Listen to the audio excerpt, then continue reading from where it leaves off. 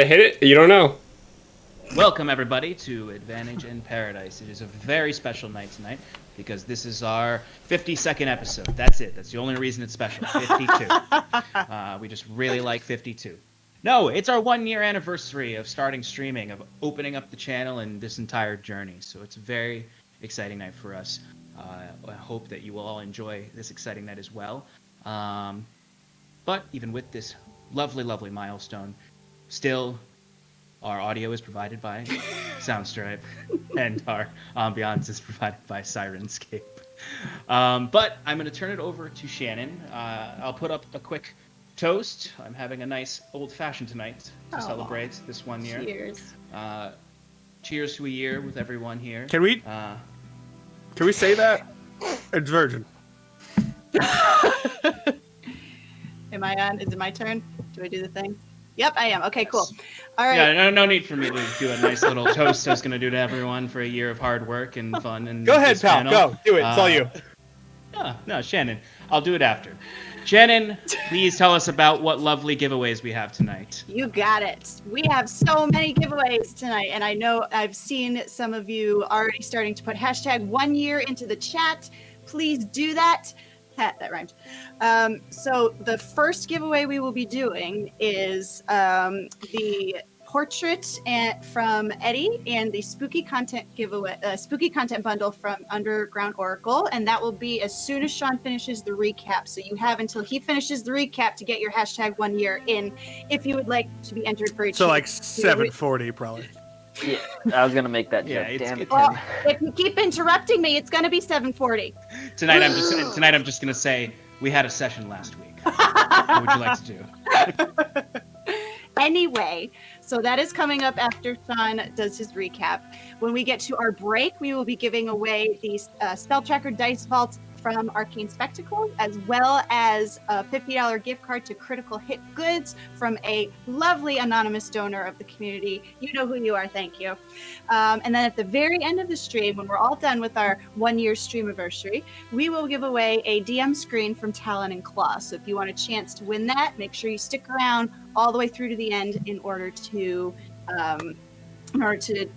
for a chance to win that. Just really quickly about our amazing partners. Every single one of them contributed something to this giveaway. Thank you so much to our wonderful partners. Y'all are the best. Arcane Spectacles Kickstarter is live for 3 more days, I believe. So if you haven't gotten in on that, definitely go do that. And be sure to check out Talon and Claw, Underground Oracle, and Eddie York on Twitter and give them some love, because they've given us so much love and they deserve just as much, if not more. And I think that's everything. Absolutely. Thank you so much, Shannon. These are some great things in the giveaway tonight. I know the Underground Oracle Spooky Bundle is super cool. It has some really awesome Halloween-themed supplements in there. Stuff that I'm myself going to take a look at, because I've always loved running Halloween one-shots. It's one of the things I really enjoy. I don't get to do it every year, but it's super cool. And of course, I'm a personal owner of one of the Talon and Claw Dungeon Master screens, and they are awesome. This is one of the. The only thing I'm sad about is that my desk is too small for me to like prop this thing up right here while I'm playing with you all, and I miss in-person sessions just so that I can have this out. And of course, Eddie York, absolutely fantastic artist. Arcane Spectacles, great products as well. Everything tonight that we're giving away is super cool and super awesome. And Stefan has an announcement, everybody. It's kind of a big deal. So, and Hype Train started. Go for it, Stefan.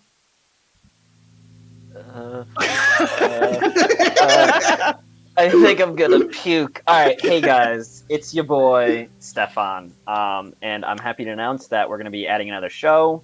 I got jealous of Clayton getting the spotlight. I learned from the best. What can I say? It's true. But we're introducing a new show, and we're calling it To Be Announced. Oh, you bastard! No. Because we love not picking names for things. I think that's really the theme of Paradise at this point, is the indecisiveness. I know what I want to call it. It's going to be called Adventures of the Heroes of Magic Set. Or No, something like that is not appropriate. But anyways, it's going to be a one-shot series, one shot once a month, inviting people from the community to play with us. I will be DMing, so it won't quite be a Sean adventure, but I got my own spin on things. Okay. This is like Adventures the in most- Grammar is the new title. Yes. But October 17th is when we start this this community fun. It's a Saturday. We're doing it at 10 a.m. That won't be the normal time, 10 a.m. Eastern time. But we've got some awesome guests coming on. I will be joined by Clayton, and we're gonna have Gamermon Luna, Dave Tilstra from Afar Podcast. Yes. From Yes, yeah. yes, you're doing From great. afar. Okay, Rowan, okay, you're cool. doing great. From afar. Yeah. Yes, he's a far man, and we love him. And we got Jacob Duval, who, if any of you saw, he DM'd for me and Shannon over on the Games Tavern. And then we have Jared from Arcane Spectacles, the other half of the Spectacles, if you will. And I'm very excited to have them all. Fantastic people for a fantastic show. So join us October 17th. I just want to run the clock out a little bit more, just so Sean gets that 7:45 mark. No, I'm just kidding. All right. Hashtag 1 year, y'all. Hashtag 1 year. Okay. All right. Thank you very much, Stefan and Shannon. I'm very excited to see what you name the this show. This one shot in paradise sort of show. This a shot of paradise. A shot in paradise. There's so many things we could name it. Who knows? Whatever you say, Tequila. And there it is. Anyway, folks, thank you so much for joining us for this lovely, lovely streamiversary. We're gonna have a good time tonight. We're gonna play some lovely D&D, and I'm just gonna jump right into it. I don't know if we can have a 22-minute recap to get to that 7:45 mark, but I believe in you. I believe in you. Jinx. You owe Oh, me boy. soda. All right, folks. Last we met, the heroes of Magicset, as they will shortly no longer be called. Thank you, Sean. Damn it. Thank you so much.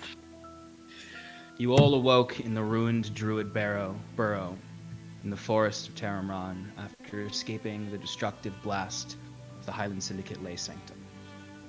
An industrial design meant to harness and refine magic, also known as the bane of many ancient civilizations. Reyna, Timber's wife, sacrificed her life to give you time to escape. As you fled and sought refuge, you witnessed the explosion of this sanctum and the demise of Timber's wife, Reyna.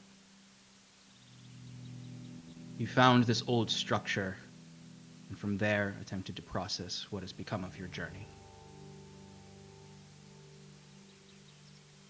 As you recovered, Timber, Cal, Curon, and Wiswick explored the ruins of this ley sanctum, while the rest of you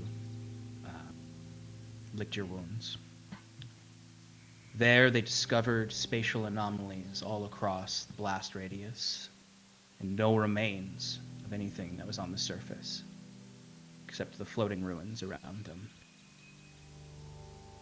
They did discover that there were the remains of a laboratory beneath the ruins of the region. Within these remains were not only the lab of the Highland Syndicate researchers there, but also the prison cells for those that they may have experimented on. Not only did you find this, but you found the remains and the notes of the supposed leader or head researcher of this facility.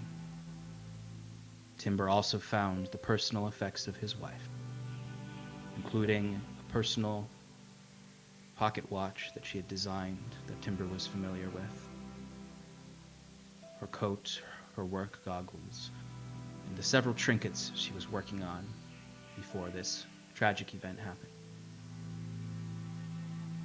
Timber took a few moments in this room before joining his companions outside.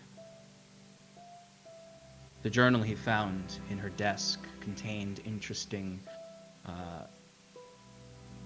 passages that were not written by her, but by some previous owner. In the other room, Kieran had found the remains of this head researcher, as well as markings all across his room that were reminiscent of Wyla's scratched markings in the prison cell in Magicset all the way back at the beginning of this journey. Symbols that represented the Pallid King, a spiral, and a new symbol, a circle, empty circle surrounded by concurrent lines, creating a strange symbol, as well as a depiction of a singular prison in the middle of this laboratory with a monstrous figure inside, tall and slender, much like the creature he had fought outside the sanctum, with all the humanoids around it bowing to it. He left this space with scattered notes, and you all began retreating from this ruin as a wood elf scouting party had begun investigating and coming closer. And you know them not to be very friendly. As you returned, you all spent another day or so recovering in this druid barrow, and began planning to leave and retreat back to Elspeth and Taramran's sanctuary for wayward fae. The forest gnome, always cheerful and always working, had created a druid-crafted cart to ensure that Embla and Scarlet, who had suffered graver injuries than everyone else, could make the journey. Nevertheless, you found your way back to the home for wayward fae. Under the familiar glowing fae lights of the will-o-wisps in the caverns beneath the great tree, the pranks of pseudo-dragons fluttering around to greet their friend Wiswick as soon as he arrived, the familiar blink hounds, the vegapygmies, and all the birds and bats and other critters from the fae that live within this hollow. It was here that you finished recovering from your wounds and began thinking of the future. Scarlet's brother has been found to be a murderous and vengeful crime lord, recklessly doting a pallid mask, a known artifact of an ancient and evil deity. Timber's wife has been found, and sorrowfully that chapter has closed. These quests bound you together, and now that they have been concluded, what will this party do next? For some, this has shaken 10 years' worth of a singular goal. For others, this is just another in a long line of strange encounters with these people. But for all of you, you'll have to decide where you're going next. In the time that this lay on your minds during your recovery, you all began to try to find some semblance of normalcy. Scarlet tapped into an old hobby of hers as she borrowed from Wiswick pen and ink for calligraphy. When Wiswick discovered this, he requested that she help him with some papers he's working on, some stories he's working on for Elspeth. Stories of gnomish folklore and other interesting events in the Underdark. This was prompted to Wiswick by a little field trip he took with Taramran through the deep caverns beneath this hollow in the roots of the tree above. Here he bonded with Taramran over a mutual curiosity over the world, but also a mutual sense of duty to their responsibilities. Taramran expressed concern that Elspeth was not seeing the world like she wanted to, and he himself admitted he wished he could see more and study more and understand more. He gifted Wiswick an interesting trinket to help him remember his thoughts, and Wiswick promised to help him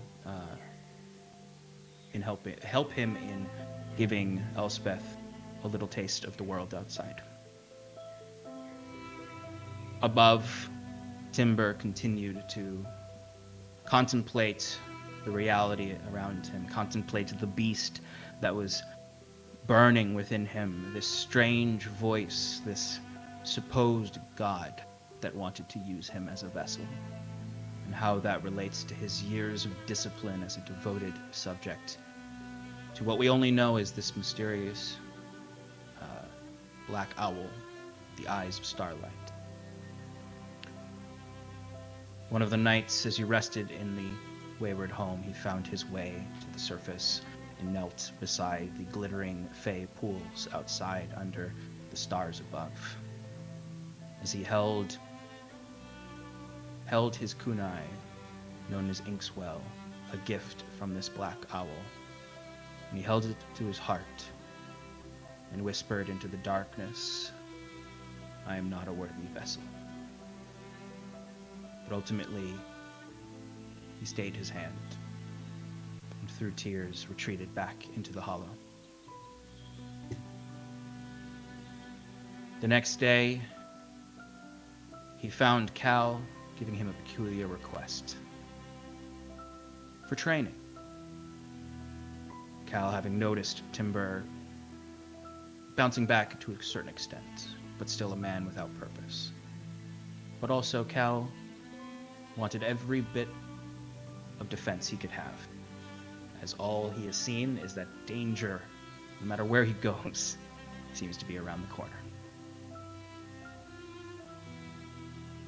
Cal sought training from Timber, and in seeking out a new master, he became a master for our friend Robert, the lovable, bumbling young man from Zverwold. He quickly set him to rigorous training of holding up a heavy stick for as long as he could. It was after his discussion with Timber that he looked to go correct Robert's stance and noticed Embla, the half-elven Gwyn woman from Oranshire, correcting it for him.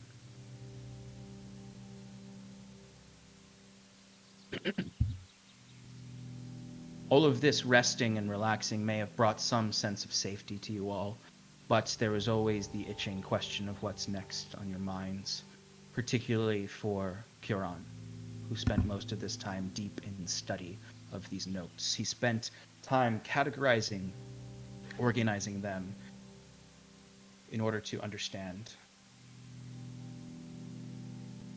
And there were several parts to this journal. Some of this is new information that wasn't in the last session, but came out in the notes that I sent to Stefan, that Huron would able to be discerned from this. The beginning of these texts, and this was a large chunk of last section, was me giving a much more fumbling description of all of these things, but I'll go through it quickly. The beginning particularly noted the original purpose of the lay sanctum you all were seeking to rescue Timber's wife from. It was designed to reverse engineer Gwyn technology for some client of the syndicate. Huron is able to identify this client's name as Edmund Hollingsworth. The head researcher who Huron had found the body of was identified in the journal as a man named Killian Fox, a former academic and researcher at the university in Caerdolan, and the head of this facility. How he came upon partnering with criminals is not detailed in his notes. But what is detailed is his frequent meetings with Fletcher, a syndicate organizer that you all know as the original member of this crime gang that kidnapped Reese when Scarlet and her were younger. They succeeded in creating the sanctum, as you know, for the client. But eventually this led to a new purpose for the facility, as Fletcher was taken out of the picture and a new man came, Erdwulf Thatcher. We all know as Scarlet's brother, Reese. Thatcher took all of the notes, all of Hollingsworth's notes on the Lay Sanctum, and ensured to him that the client would receive them and that the great plan was underway, but that the Syndicate had new needs for Fox. He was to begin researching the extraplanar influence on mortal beings, such as Genasi, Asimar, Tieflings, those sorts of effects.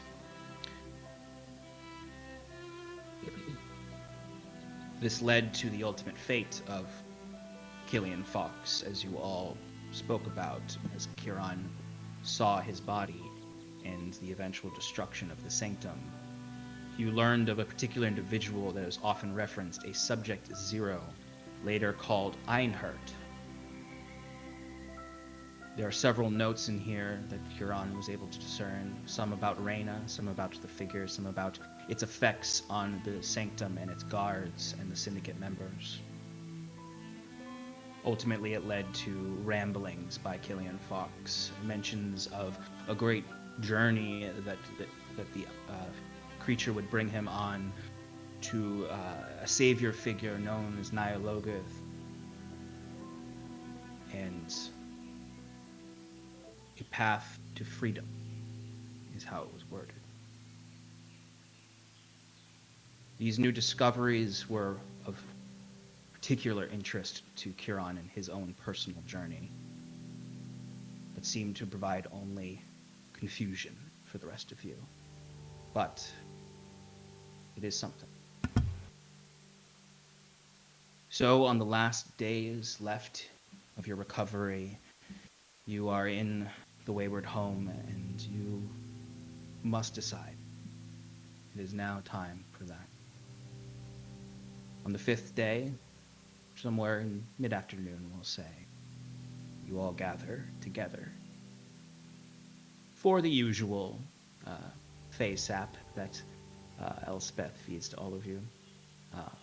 Some of you more excited for some of Taramran's cooking as well. More bug stew.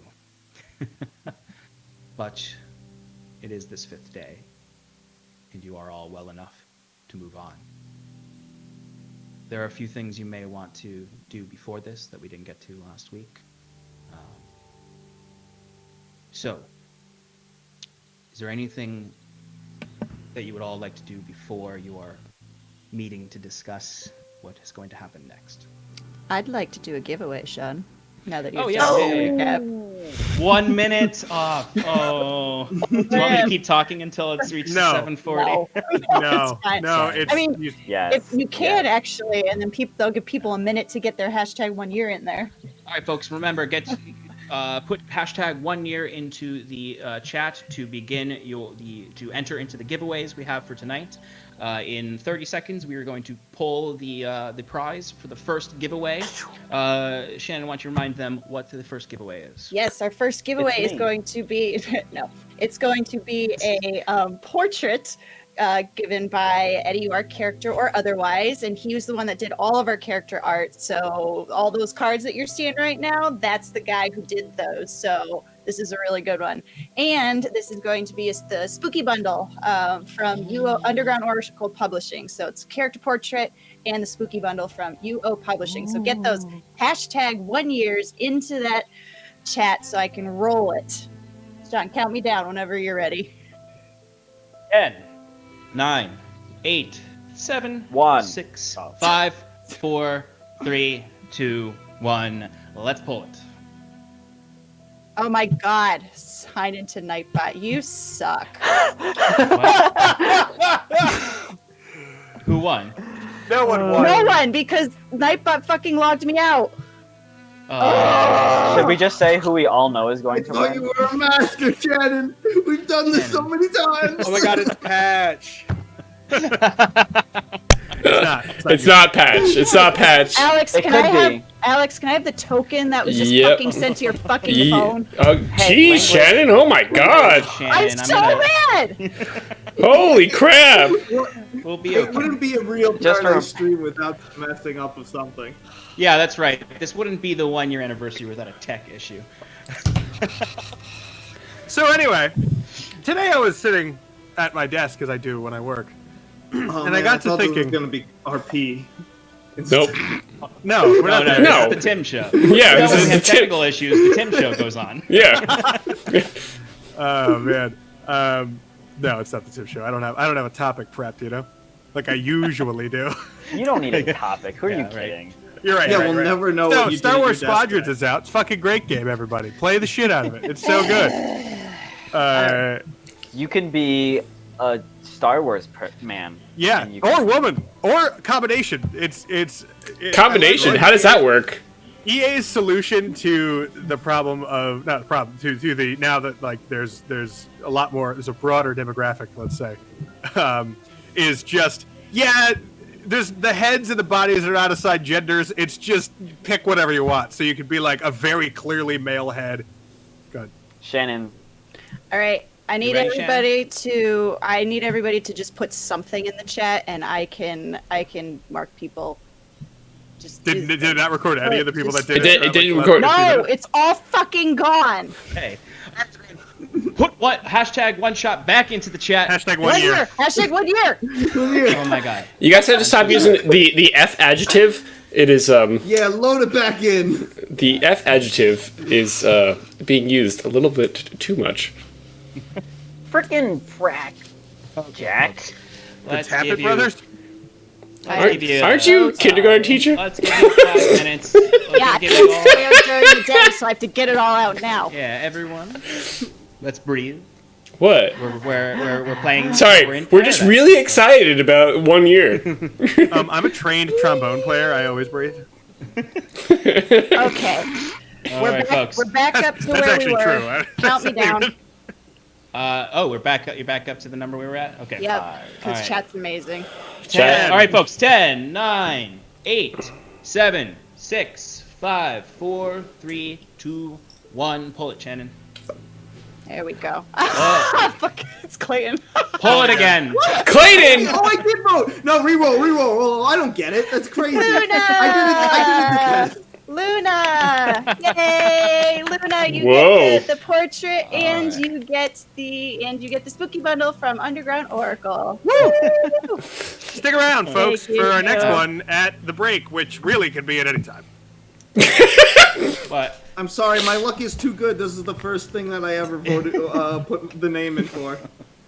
All right, folks. Congratulations, Luna.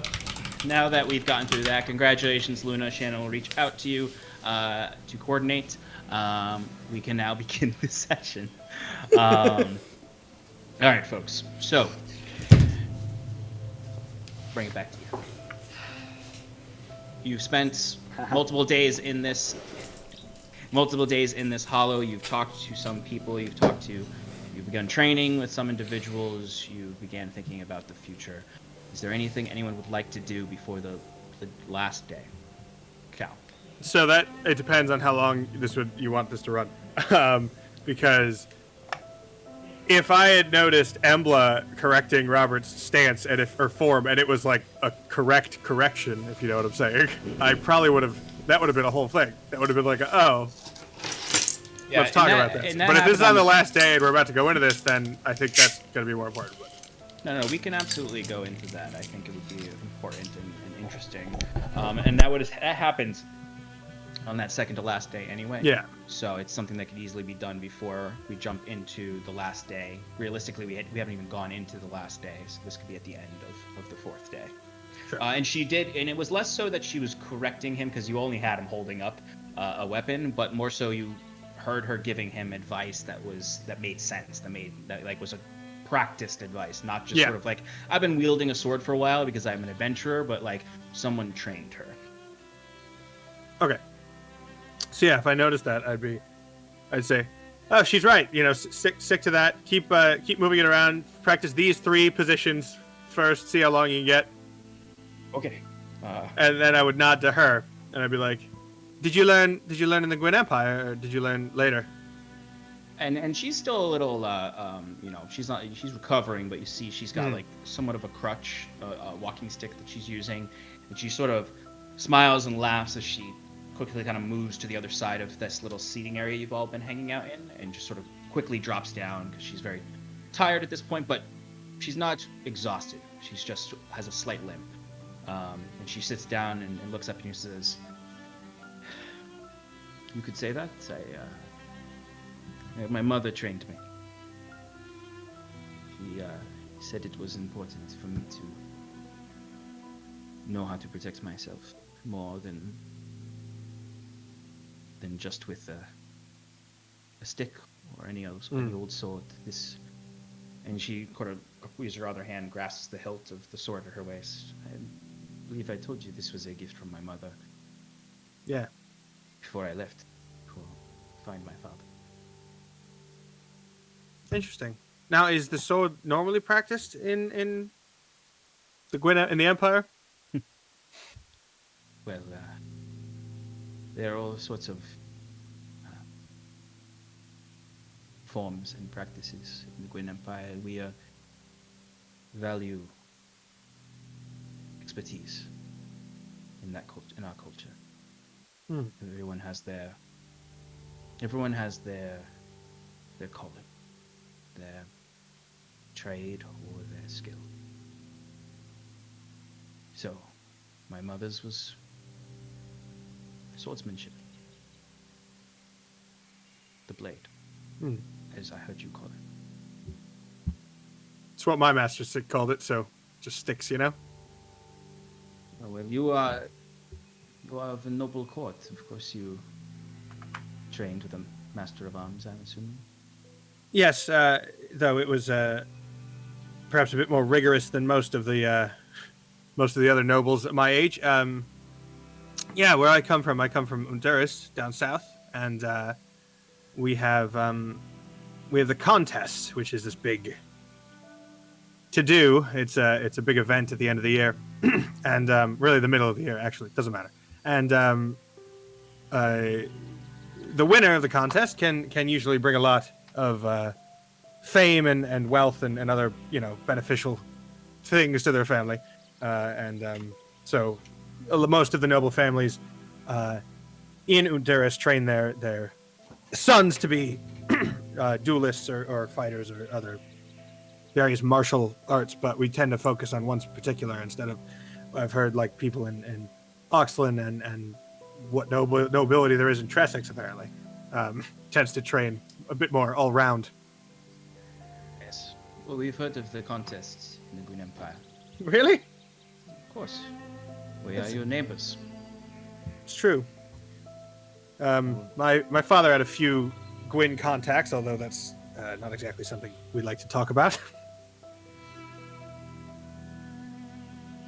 It seemed as though things were getting better under the end of Aethelwulf's reign.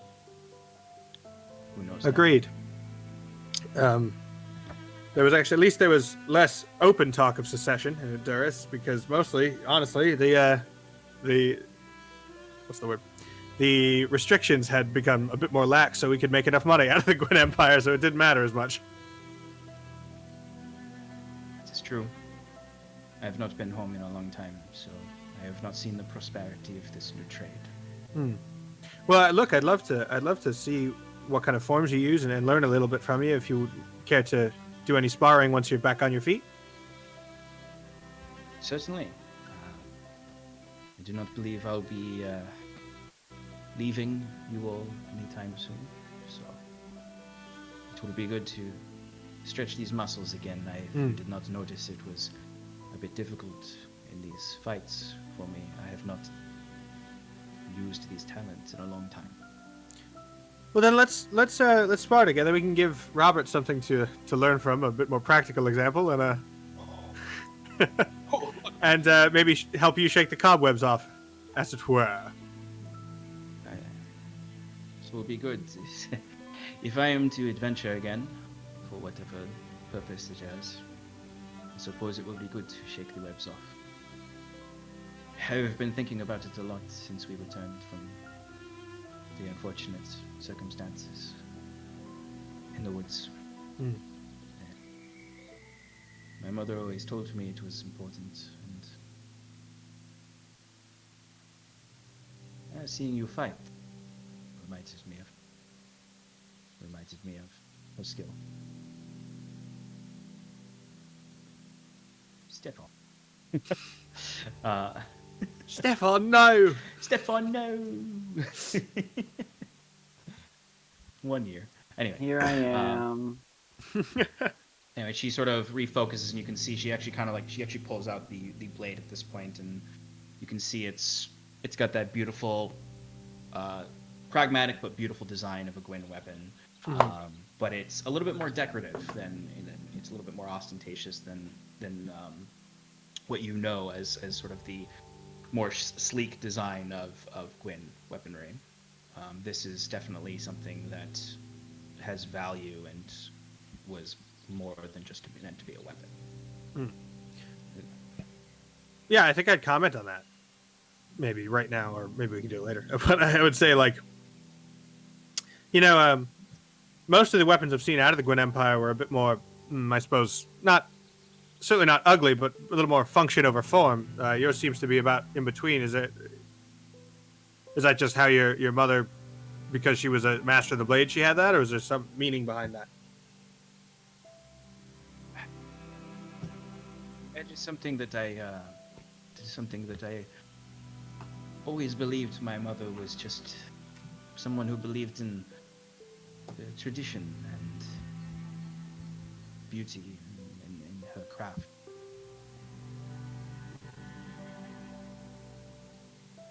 Well, she designed this blade. Really? She was a smith as well? Yes. Craft. The sword was her passion, but her smithing skills were ultimately her calling. Well, it's excellent work.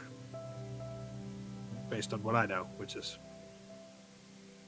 Before I left, I was probably a little bit younger than you are, from what I assume. How old you are? 20. I'm 20. Wise beyond your years, it seems. But I was a bit younger than that when I left my home, and my mother promised that we would discuss some of these traditions when I returned. Of course, 10 years is a long time to be away. I have not written in a while. So, I will stay with you all for now, but I think my road may lead back to the bright shores of Byzantium. Well, you're definitely welcome to stay here, but at the same time, not in any rush. I hope that you do make it back eventually. I know you seem to be against it, but hopefully if you do return to Honduras, it is joyful reunion with your home. But let us spar when I am better. Yes, I'd like that very much. And then I correct Robert's form. You turn around and Robert's like, and you know what happened? Embla smirks and looks past you, and you turn around and Robert's like, the sword is like basically, or the stick is basically touching the ground, and he's like, All right, that's enough. oh. Hold off for now. Footwork. And then I just start like moving his feet around. He drops the sword, and you immediately go to get him to move his feet in the right way, and he just sort of tumbles back over a bench and just like lands on the ground. He's just, oh. It's an awful lot of him standing and me pushing him in Yeah. different ways and be like, how do you recover? How do you recover? How do you recover? He's just like, oh, Mr. Cal, I think I'm done for today. Well, you asked me to actually train you, so you're not done for the day, Robert. And he's like, oh, okay, all right. I would do it with him. I'm not just like Yeah, standing yeah. on the side like, ugh. No, yeah, absolutely. But he definitely does. You're gonna have to. I think that's an old school. That's either Pathfinder or 3.0, but education or teaching. Yeah. Isn't a thing anymore. But All right, carry on. Embla laughs with you all as Robert gets up, but kind of at Robert. As you continue to train Robert throughout the afternoon, getting a sense of purpose out of it and a joy at re-engaging in training one way or another. The night goes on. You all find a resting point Is there anything anyone else would like to do before we engage in the next day? Yeah, I'd just like to mention one thing. Mhm. Most of this time, I was writing those stories Yes. for Elspeth, uh, for mostly about historical things. But I think Wiswick's gonna take kind of a creative license and start writing his final story about Driftmarch, and instead of his historical accurate like depictions of like major world events, it suddenly becomes like a first person like story that is like in his own eyes of the events, and he embellishes his own part, of course, and kind of shies away from a few other things that he wasn't involved in, but he thinks he did a really good job, like really like Game of Thrones material. And he comes up to Scarlet and says, "Hey, I just want to say thanks for all the work that you put in so far with helping me with all this. I want you to take I wanted you to take a look at my last draft for the final story. I thought maybe you could add your own little spin to it if you'd like." Sure. Thank you. I'll take a look. And I hand her over my notes that are like, I drop a few because I'm like nervous. It's like, it's a first draft, I swear. This is the first time I ever wrote anything. Just, I mean, like, take it with a grain of salt. I really think I hit it out of the park, though. I'm sure. I'm sure it's wonderful. I want your honest opinion, but like, be nice. Yeah. He hands you this bundle of notes, and some of them drop as Wizard Hat falls back a little, and he grabs it and holds it out in front of him. As you've received his story that you would find familiar as you look at it, regarding the journeys you've been through from Wiswick's perspective, the things he's discovered. It's an interesting look into Wiswick's mind and what has been of note to him throughout this journey, but also his friend, his how he views you all as close friends. And it's an interesting for you to look at because you had your own perspective through this journey, and it's been singular, entirely focused on your own wants. And this is the first time you're really seeing what Wiswick's wants were. Cool. She'll just, take it and she'll go read herself to sleep.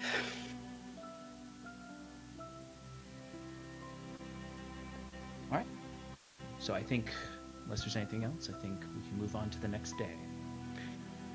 So, it is the 9th of Gualvala on a Mundag. As you all awake, you begin slowly but surely stretching your muscles, feeling the revival of your abilities and the comfort of wounds closing. You all go through some of your morning routines before you all find yourself in a moment looking around at each other, sitting in what has become sort of the mismatched campsite of yours here. But you've somewhat made your own home in small ways, in the few routines you've developed over the last week. Elspeth hands out bowls of face sap to each of you. Yeah, here you go. Here you go. Oh, you're all looking so healthy. Yeah. Well, it's only thanks to your wonderful dishes, Elspeth. Thank you again. To be honest, I'll be sad to see you all go. We don't get a lot of travelers through here that aren't from the Fae or Wood Elves. It's been a pleasure to get to know some of you and all of you. And I am truly sorry, and she looks over to Timber, for the circumstances of your stay here. But I hope that we've done some to help you heal in these trying times, and just know that you always have friends in the Wayward Home, Faye. So please, enjoy your last meals here. You can always stay if you want, but I understand that you must move on. Thank Hope you. you're right. Hope you. Oh, sorry. Yeah, she just sort of ends Cal it. just Yeah. goes back to slurping his face out noisily. Yeah. It's like, please write, send messages. We hope this isn't the last time we see you all. We Let us will know if- miss you. It's my fault. Go ahead. We'll miss the time we've spent here. Since leaving my home, it's been some of the most relaxed.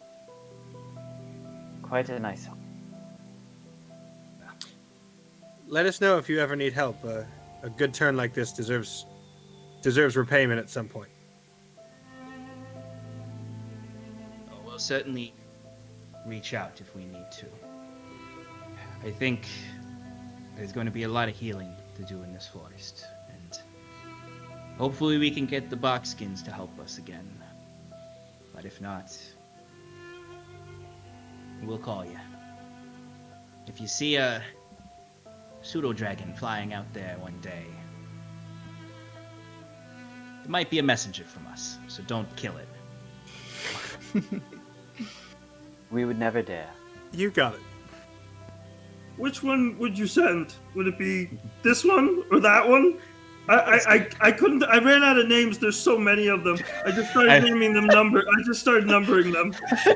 As you all look over, and there are like 5 pseudo-dragons perched like cats on Wiswick. One of them's on his head, and you see the whole wizard hat seeps down in front of his eyes, and he has to push it up as it sort of like flaps its wings up and then lands softly back down.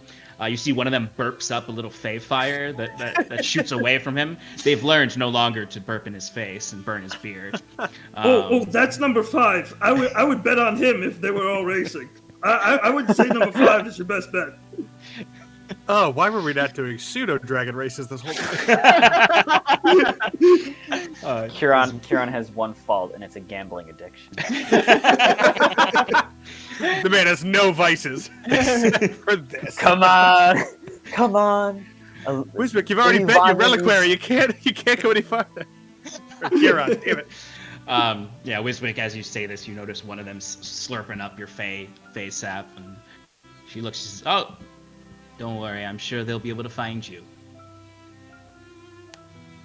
I tip my hat to her. I'll leave you to your thoughts.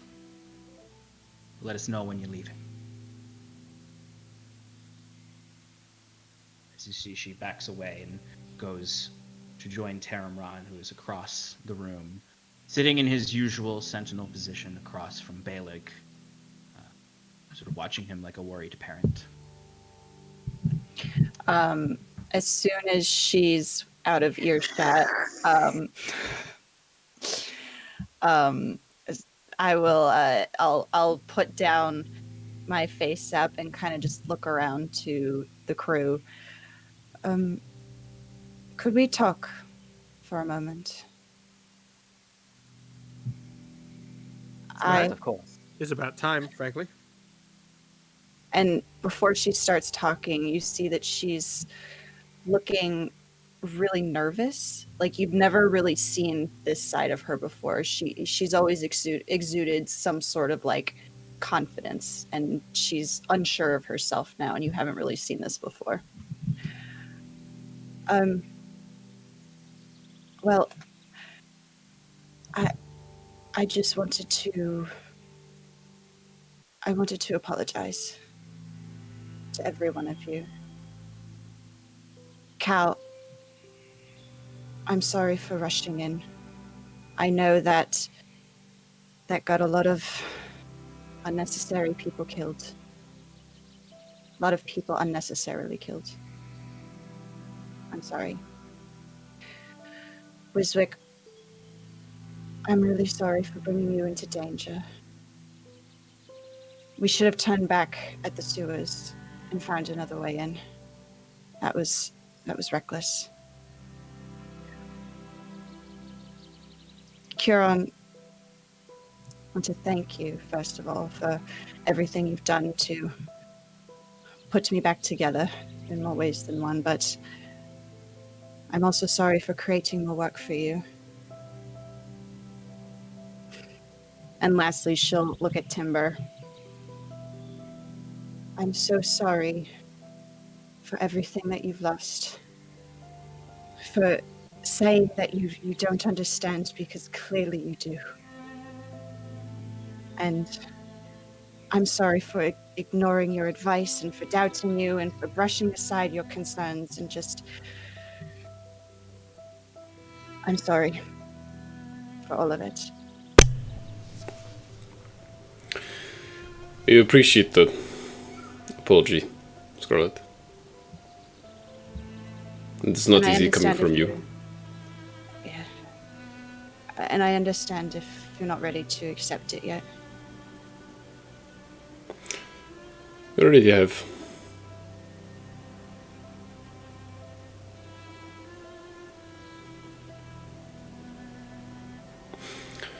Steph, you're not coming through. You're not. No, it's your volume, boy. Your volume. Anyway. What is everyone's plan now? Well, I think Kieran has something on his mind. And I'd like to hear it. He seems to be choking on some of this bug soup. Kieran, are you okay? I don't think he can breathe. No. Cal, can you give him the Heimlich maneuver? Same name. This one. Scarlet, there's nothing for you to apologize about. You are simply acting in the ways you thought best. Granted, they didn't lead to the best outcomes, but we all make mistakes. I think, Kieran says, looking to his companions, that we all understand, to a degree, what you've gone through.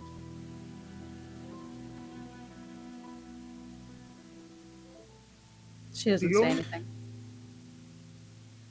The only thing that I hope you've learned not to do again is decide that your life is not worth as much as others. When you told me to leave you behind, that really hurt, and I don't want to ever have to make a decision like that again. We have to stay united as a group and prioritize ourselves, because in the end, all you have is yourself and the people you trust the most. So you've got to stay true and be honest with them. And I think you're doing good. You're putting a step in the right direction, and I can respect that. Thank you. I don't plan on making a decision like that again. Well, if you do, you know that you'll have us to back you up. Cal would, the whole time, would have kind of been looking around at everyone, and then at the end of this, he just like would catch Scarlet's eye and give her like one confident nod, just like what I just did, which is so good on podcast. So As you get this confident nod from Cal and this assurance from your compatriots, the feelings, though subsided for a moment of guilt, remain, of course, as words can do so much healing. Time will be needed for further healing. But this positive receptance to your apology is much needed for your mental state. And before the next portion of the conversation, you do hear at the end, after Cal nods, some loud slurping, and then from behind Cal, Robert looks over and says, Scarlet, accept your apology to it. It's really no hard feelings. You've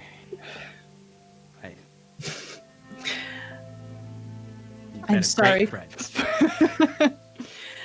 I will never forget the kindness you showed me when I didn't show you any. So thank you. Thank you. Cal looks chagrined on Robert's behalf. Cal's like,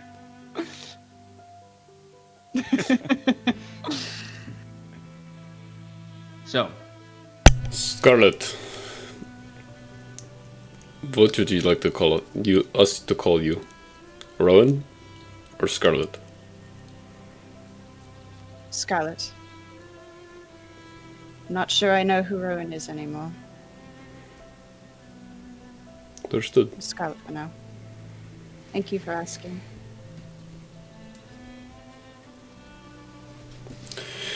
So, where are we going? Where are you guys going? I should say. Well, Kieran Wait, looks hold over on. at Wiz- You're leaving us, Timber? I don't know what I'm doing.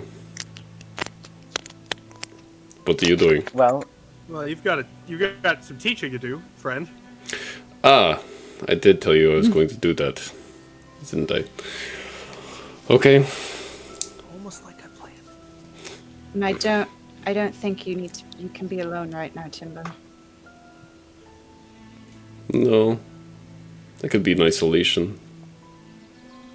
That's But not I cannot. Doesn't seem like that'll solve your problem. No, it would just delay the inevitable. or if I may, and Kieran stands up, clasping the notes. You can, well, maybe you can avenge Reyna, and maybe you can make things just a little more right in this world. So me and Wiswick have been, deciphering, looking through these notes that we received. Mine from the priest, as we knew him, and Wiswick from the witch, or Reyna, Timber's wife. And I found a number of things. Mostly, there is a larger threat around that I believe I've been sent here by my goddess Ilyuvania to deal with. And given the events of the past few weeks, I mean, the gods work in mysterious ways. I believe, and Kieran looks to all his companions, including Robert and, Embla. no, that's not it. Embla. Yeah, Embla. Looks to all his companions and goes, I believe we've all been brought together to, well, maybe just to save the world. And Kieran wakes for dramatic empathy. I'm sorry. We all laugh. Robert like spits out his face app that he was typing. What do you? Well, now you remember it all started. That in sounds like zealot talk to me. No, I understand where you're coming from, Cal, but it is not zealotry. Though I can see how you're coming from that. And at this point, Kieran starts to pace with the papers, and it does look slightly like zealotry, maybe a little, obsessive. Wiswick's playing with his fingers like this, and he's like, I fucking knew it. I knew it the whole time. We're gonna save the world. We're the best. I know this is gonna work great.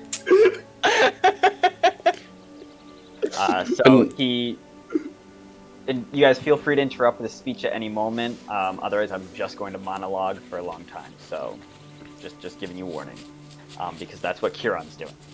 So he starts his pacing. He goes, "Well, you remember it all started back in Maginset with the Archdruid Orlin, right? He was using the Pallid Mask and attempting to maybe bring back or make sacrifices to the Pallid King, right? We had gotten that far." Right. And then we had gone and found Mandrick. We were learning about the magic folk being taken, and then we got to the Barrows, where we found what we now know to be called the Geist, performing the ritual on, what's his name? Jorhan. Yorhan, yes. Poor the bastard. Ace- Forgot him. Long time ago in Orange. That is something we might want to look back into his memory still remains. There's a good chance he was actually brought to this facility, and I'll get to that. But at the end of our fight with the Geist and the destruction of the Pallid Mask, I had assumed that that threat was done, and I had thanked you all, if you remember. I had to go back and rewatch that episode. You did. You did. Turns out that was a little premature. So, when I first learned of my powers... I had a nickel for every time I had that problem. When I first learned of my powers, gifted to me from Iluvania, it came with a prophecy. I'll just call it what I think it is, a prophecy. She spoke to me and said that I had to go out into the world to fight back against the one with the pallid mask, to save her children, people, to the Elysians, but also the rest that worship her. And then I would just like to do something while I want to do something while you're on monologuing. Sure. I'd like to sleight of hand Wiswick's whiskey with my mage Do I hand. even have it right now? Did Embla Don't you ever give always? it back? I assume that during the 5 days, Embla gave it back to you. Okay, yeah, that's fine. All right, go ahead and give me a sleight of hand check. Passive perception. Passive, Yeah. 10. You're not on a lookout for this. Okay, so I rolled a natural 17, and I have 24 is my sleight of hand. Kieran, what's your passive perception real quick? I was about to say, as Kieran's doing that, with his 26 passive perception, Kieran, you 100% notice the familiar shadowy hand that is Timber's shadow mage hand slowly floating behind Wiswick with his flask in hand, heading straight towards Timber. It's low to the ground and he's trying to keep it subtle. No one else is noticing it, but you very clearly notice it. as Kieran is pacing, not even breaking his, his strider, like as he's talking, he's like, so I had been given this prophecy, and Timber, you shouldn't take other people's things. It's very rude. I was shown a vision of a land covered in fog with large, almost bone-like structures erupting from the ground. And since then, I have set off in search of how to best do this. Taking us to now, we've encountered another pallid mask, owned by Thatcher, aka Reese, Scarlet's. His name is Thatcher. Thatcher, right? Okay.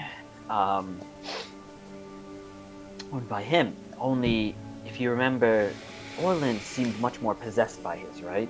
He seemed to want to work in its favor. Thatcher uses his almost as a tool. We saw the way that he used it. He wore it, in control, still seeming to be self, maybe? I mean, I didn't know him before, Kieran says, looking over at Scarlet. She does not answer you. Right, well, in these notes, it speaks about the facility here, right? So it was, the priest was one Cillian Fox. He was a researcher at the University of Caerdolan. Caerdolan, yes. And he seems to have been highborn, based on the way he always spoke of, in a negative fashion to Fletcher and Thatcher. But I digress. He was, I think he was hired by the Highland Syndicate to work for this client in Edmund is it Hollingsworth? Yep. Edmund Hollingsworth. And the goal was to study and reverse engineer the lay sanctum technology of the Gwen. Something that my people have thankfully foregone ever since the eruption that gave birth to our now queen, Ayla, that rules in Iluvania's stead. But yes, so this lay sanctum that they built, which is what we saw there, was all about the spatial and temporal anomalies, the red crystal, right? And this was all organized by the Syndicate under Fletcher. However, there's a distinct change during this, where Fletcher leaves the scene, and Thatcher. All research concerning the lay sanctums is removed. Thatcher insists that it'll be given over to the client. And then what it says here specifically, it's quoted, "The great plan is underway." He pauses to look over the papers at his companion. The plan to what? Well, that's just the question, right? I don't know, and I contacted Thatcher. I asked him, but he You didn't what? give me an You Oh, right. I forgot to mention that. Well, I had been reading these notes, and it seemed like the best person to speak to. Would Fuck, what? Well, he doesn't know it was me that was speaking with him. I just said, we had never seen each other, so I didn't think it would be an issue. But he would be the one with the most information. Oh, Right? Did you come up with a cool alias at least? Come on, give me something. Well, I'm sorry, can this be tracked? no, there's no tracking here. Okay. To my knowledge, at least. Wiswick? to your knowledge, that's Wiswick, can ascending... Cal would like to share a skeptical look with Timber. yeah. A skeptical and concerned look, just like. I don't think there's any way that he could possibly track us. There's no evidence unless it has to have something to do with what Curon said to him. Maybe if you let some information out about where we were or what we were doing. I was very careful. I did not mention anyone's name. Well, I guess besides Scarlet, but that was just. Well, he So he knows that you're associated with us. Well, I mean, I What did yes, he say?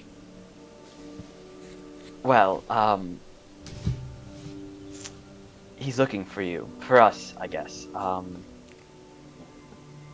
There's a shocker. He says. Scarlet, he said. Kieran, what did he say? Timber at this point chugs, like starts just like openly just drinking, and then he mage hands it back to Wiswick. I do too. Kieran is like hiding behind his notes at this point. Yeah. He said he has a gift for you. The mention of this, Scarlet, your heart sinks into your stomach. Not because you know what this gift is, but the very idea of that vile remnant of your brother having a gift for you, knowing how much he twisted your own memories and sense in that conversation, and the way he gifted you with the death of a close friend. It terrifies you. Did he say what it was? No, I didn't ask. You only get 25 words with this, so, Anyways, what I did learn from him, I did learn more about, and at this, Kieran starts to resume his pacing, notes down, head kind of down a little. I did learn, and he's got his own little like notebook journal that he's got like with his own notes in it, like with the pages like stuffed in.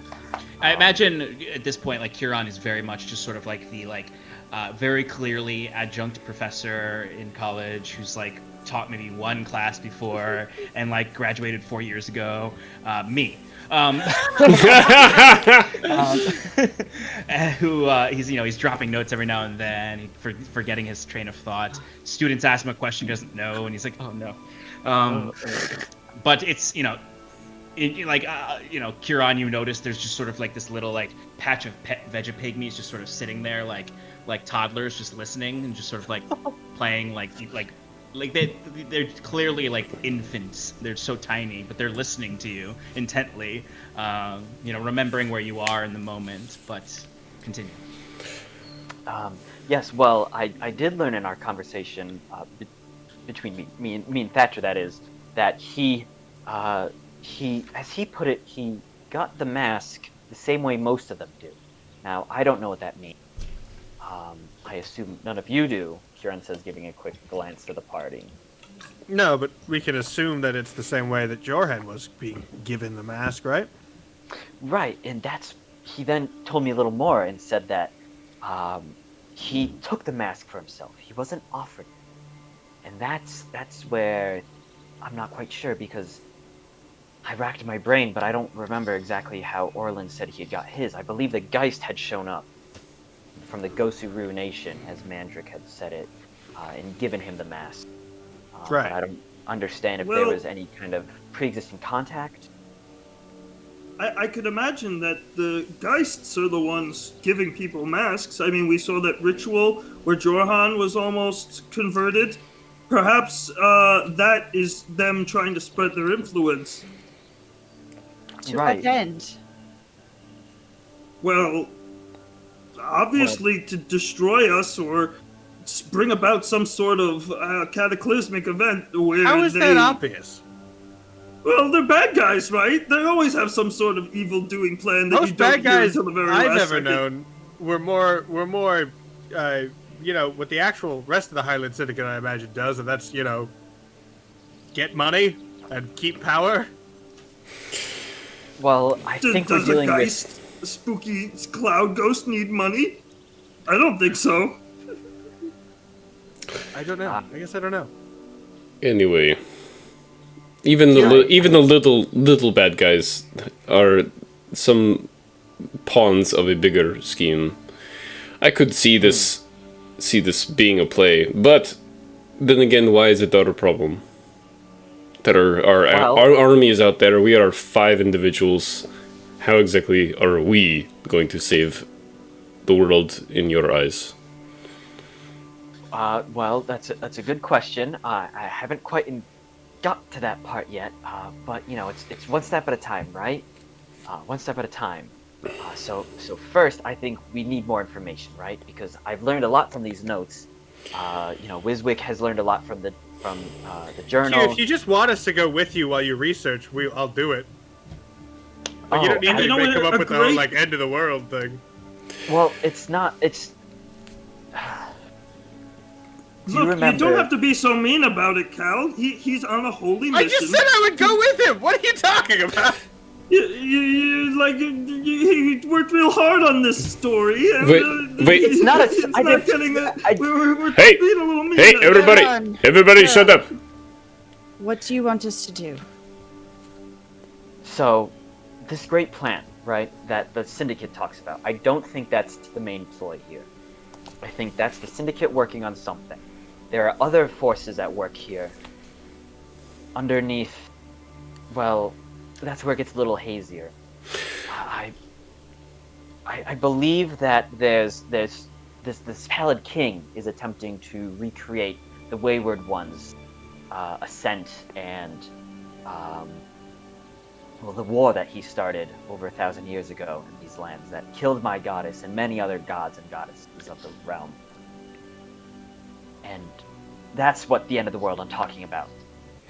The end of this continent, even possibly. The end of this plane of existence. So, That seems like a leap, but I said, I'll go with you.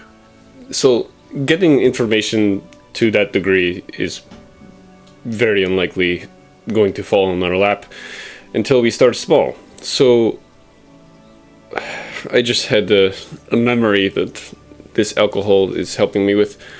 When I was infiltrating the Highland Syndicate and gathering Scarlet stuff, I did do some eavesdropping. Hal gives Wiswick's flask a skeptical look. First time anyone's ever said the alcohol's giving me memory. Yeah.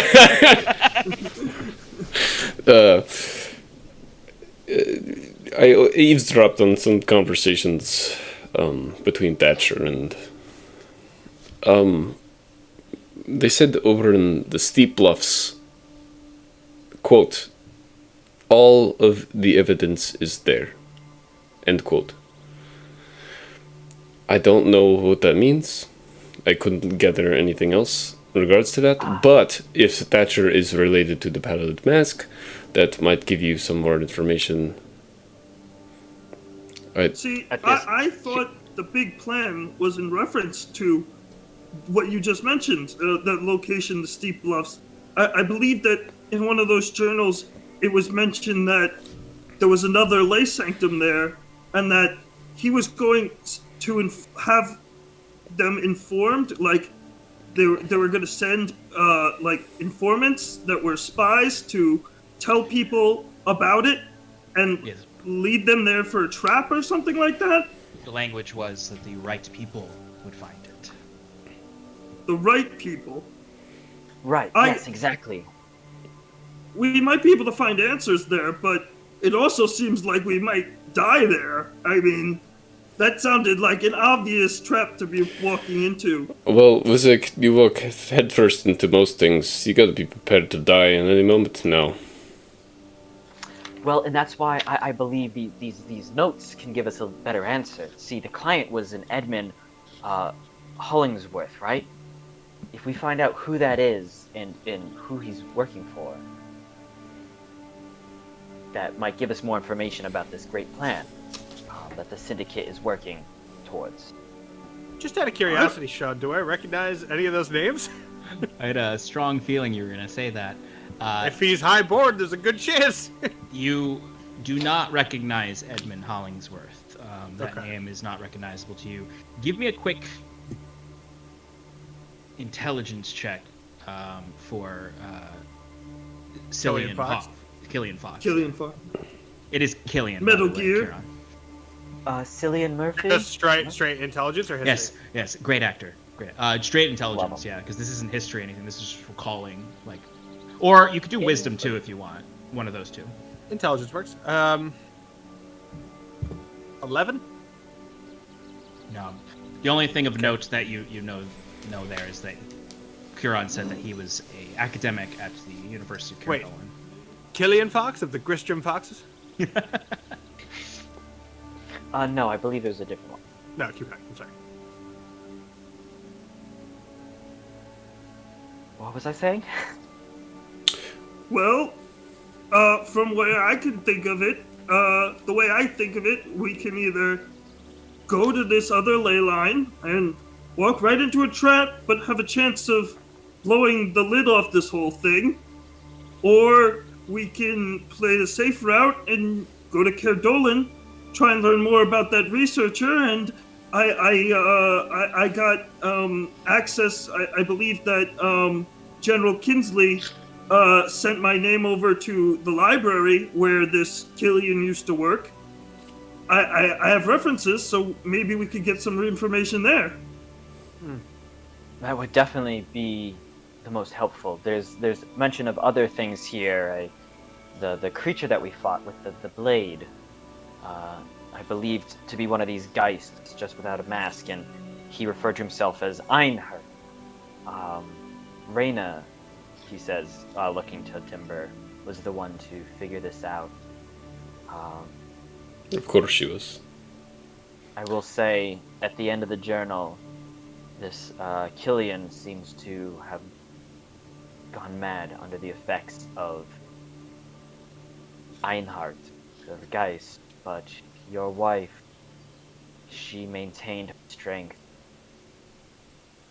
Seems that she was using the Lay Sanctum for a ritual, maybe to banish this creature, something, but Killian decided to make her understand the creature, the Geist, as he did.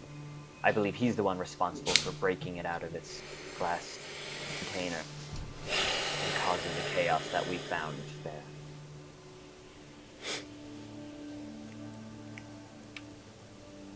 This news hits you, Timber, for a moment, and it confirms what you've read in the notes from her journal, but it's just a moment of justice, almost, in the sense that Reyna maintained herself to the end, and that she was never corrupted or doing evil on behalf of the Syndicate. just putting this information into like the open air. I don't know if Wiswick would have done this before this or right now, but he would like to pick up the research book and use scrying in an attempt to find Killian Fox, because it's a personal effect of his and he knows his name, and he wants to make sure he's dead, essentially. Like, he's expecting to see like a corpse in the other thing. A bunch of little pieces. Well, actually, as I recalled, I could have used Speak with the Dead on him. Yep. Probably would have had a lot of fun. It's another one. Clerics out there, just saying, stop redoing your spell list. Just pick the ones you know you're gonna want to use. You're never gonna. I keep like putting in Hold Person. I've never used it once. Detect magic, please, Stefan. I beg of you. It's always it's on there. It's one of those always prepared. Never used. So do I have to roll? No, What are we saying, Sean? you very quickly have. There's an effect here. It's almost like this number does not exist anymore. The caller you are trying to the reach. number you have dialed. It's Yeah. not in session. Because like you don't, it doesn't Please just hang on. it doesn't just send you to the body to see like the corpse. It just is like there's nothing for the spell to latch onto. There's no soul on this plane that matches that understanding, or even this is an to error, please press 2. yeah, or even to attempt to block with mental fortitude your Spam. pursuit. You see nothing. Yeah, he's got a spam blocker actually. He's off doing a bunch of other crazy shit. Your warranty is just a little- expired. At the end, you understand though through your reaching out into the weave of magics that he is truly dead and no longer on this plane. I tried to look for him, and all I saw was a T-Rex running through the desert. What's a T-Rex? It said 404 at the top. Sorry, Bisbee, what are you talking about? This is where Timber nothing. commits.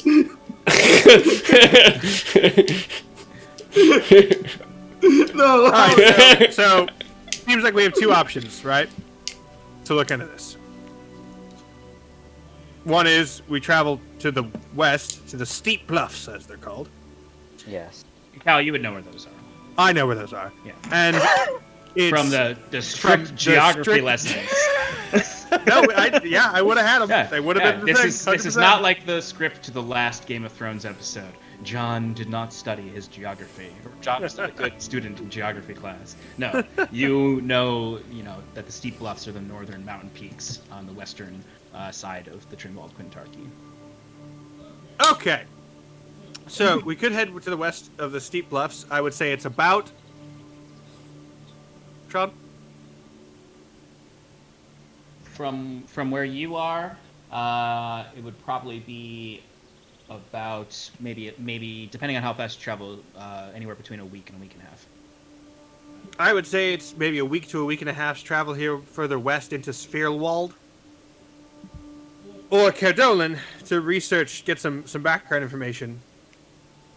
And that is about 2.5 weeks away. 2 to 2.5 weeks east. Southeast. Southeast past the dear. river. Past the river. I don't think Would we we- should. Go ahead, Kira. I was simply going to ask, would we be passing by Driftmarch on our way back? Neither of the two, I believe.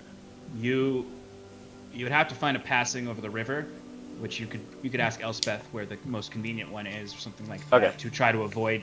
The only bridge you know about right now is the one at Oranshire, but there's Right. likely other ways to get across. Oh yeah. I We don't could- think we should go to the mountains. I think we've been through quite enough. Yes, some more time to gather information might be best at this point. I mean, that's my vote as well. I could use some resupplies on a lot of different things. I've thrown too many of my swords away, and it would be good to have an actual bed. Timber doesn't say anything, but he has the flask once again in his hand and he's drinking. Ah, yes, the memory wine. Cal, you hear behind you, Robert, just like, oh, I've never been to the capital. Never been to a big city like that. Timber, is everything okay? Yes, everything is amazing. I just, at the mention of the capital, you were very quick to take a drink. No, I Are you just going to be comfortable there? don't care. Where are we going? Sounds like Caerdolan. Wiswick, I think you're the last one. Do you have any votes against or for? I know you wanted to get at that library a long time ago. Yeah, that's pretty much where I was headed to. I don't think if there is any information at the other leyline site, I'd imagine that it was probably removed a long time ago, and I don't think we can trust the words of Thatcher about the information that may or may not be there. Right, well, it would be catching them in the act, I think, is the most important thing, but I agree, this information concerning what these research notes have laid out for me is what I'd like to look into first and foremost. So we have a heading then. I guess we I guess do. so. Finally, Right. a quest for books. I'd Quest say for knowledge, yes. it's still the morning, right? Yeah, it's Yep. I'd say it's about 11 a.m. All right. Let's gather our gear. Let's be out of here in an hour, yeah? Hold Oh. on. Wait. Just before you go, I don't want to forget, speaking of books, and Scarlet will reach into her pouch and she will present to the group. And if you would all check chat right now, that is what you see. Alex on top. can't. That's so mean. I'll text it to you. Oh, that's pretty good. Well, that's really nice. This is such good podcast content.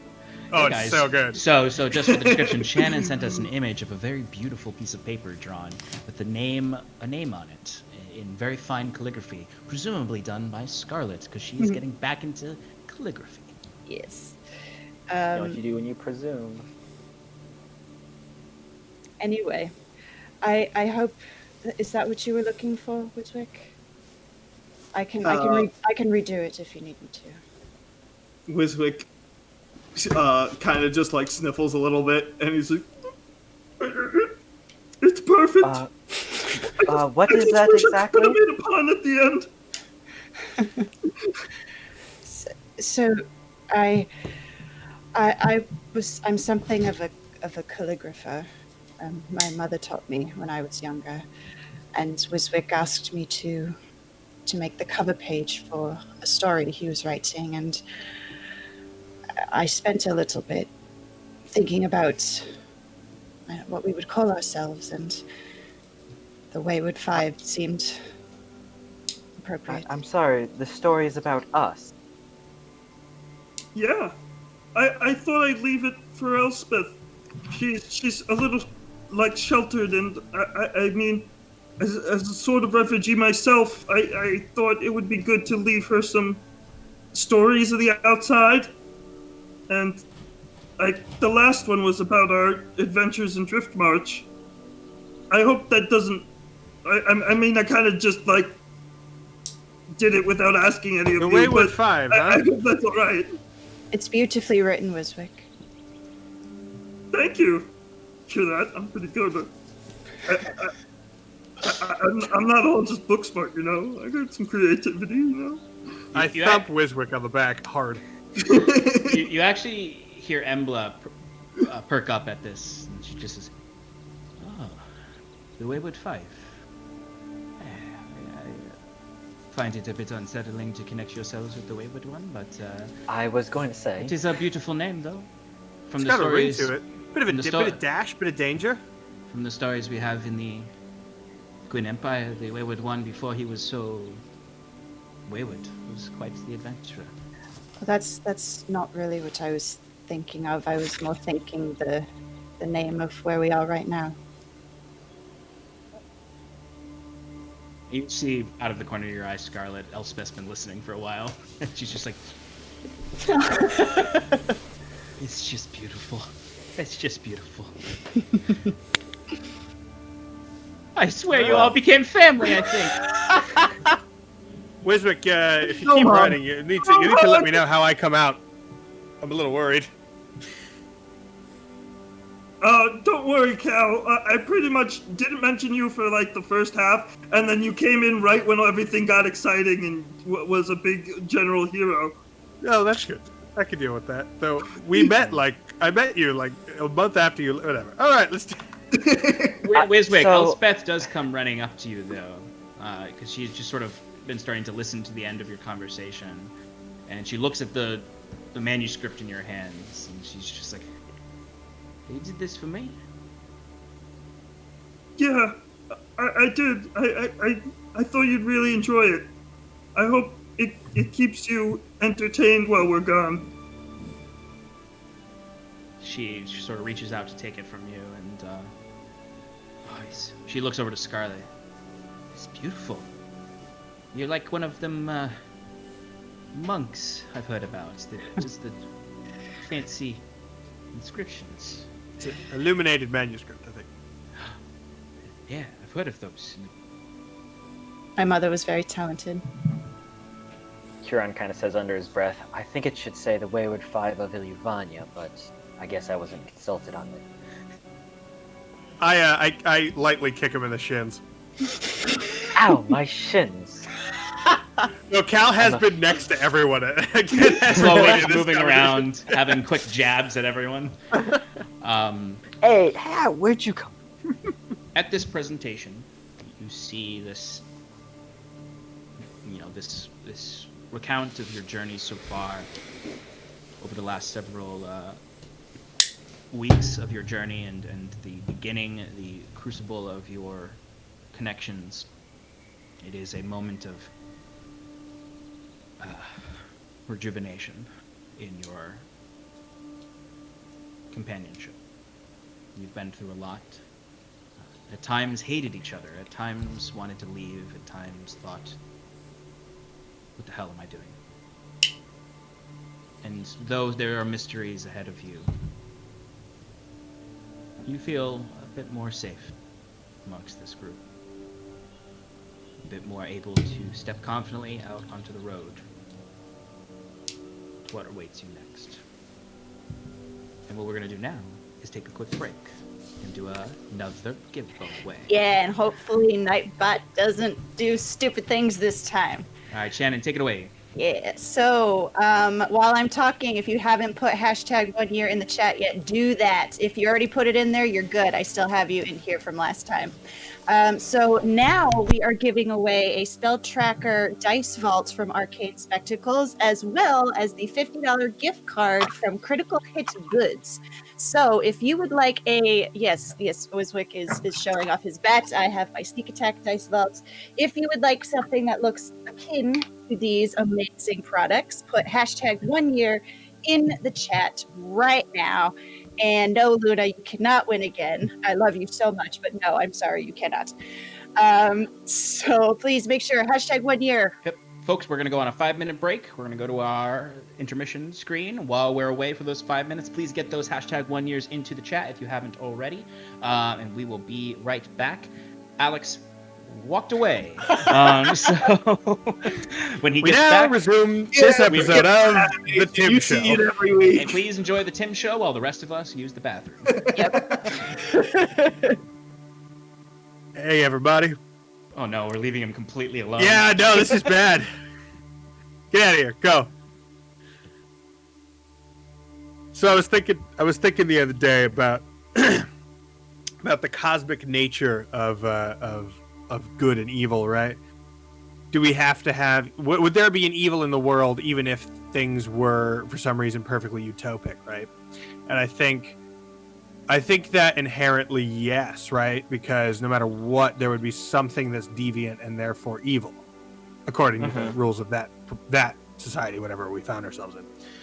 Right. So I think that evil would exist only because there has to be a mirror of, or the opposite of good, or what is normal. And it would be just something as little as, or it could be something as little as just something that is divergent, right, or aberrant, according to the society that it exists in. But what if it's a total neutral state? Well, I don't think that exists. At least not in humanity. Not from the human perspective. I think we would either think, whether or not what we consider good is way up here or way down here, there's still something that we're going to be like, this is appropriate. Even let's just say that it is appropriate. So what therefore, about there must be something that is not appropriate. But so the natural order of the world, right? Predators, prey, Sure, okay. The circle of life. Is that a neutral state? Like, because morality, evil, good. Well, if you're the mouse that, or the rabbit that lives in a nice dry warren, then for you that's neutral. But for another rabbit that lives in a warren that gets flooded, and a lot of times you have to run out into the hawks or whatever. Yes. That would be good. So, I think returning to the state of, if you want to say the state of, no, not where it lives would be good. The by example, the rabbit who has the nice warren would be good. Right. But do they understand it as good? Well, no, I guess I'm anthropomorphizing, so I apologize. I was just attempting to use a metaphor, but I was just trying to break down that metaphor. Really make that's fair. That's fair. Let's say a human then has a home that is good versus the human, or that keeps the elements off them. Right. Whereas a human has a home that has a leaky roof. By comparison, the person whose home doesn't leak is good or better, and therefore there has to be a difference, right? I think a what neutral if that leaky roof brings you water, right? You now have water that you can Alex, drink put us from. in intermission. In the next 10 minutes. No, don't put us in intermission. Tim, you can still talk. Jerk. Really?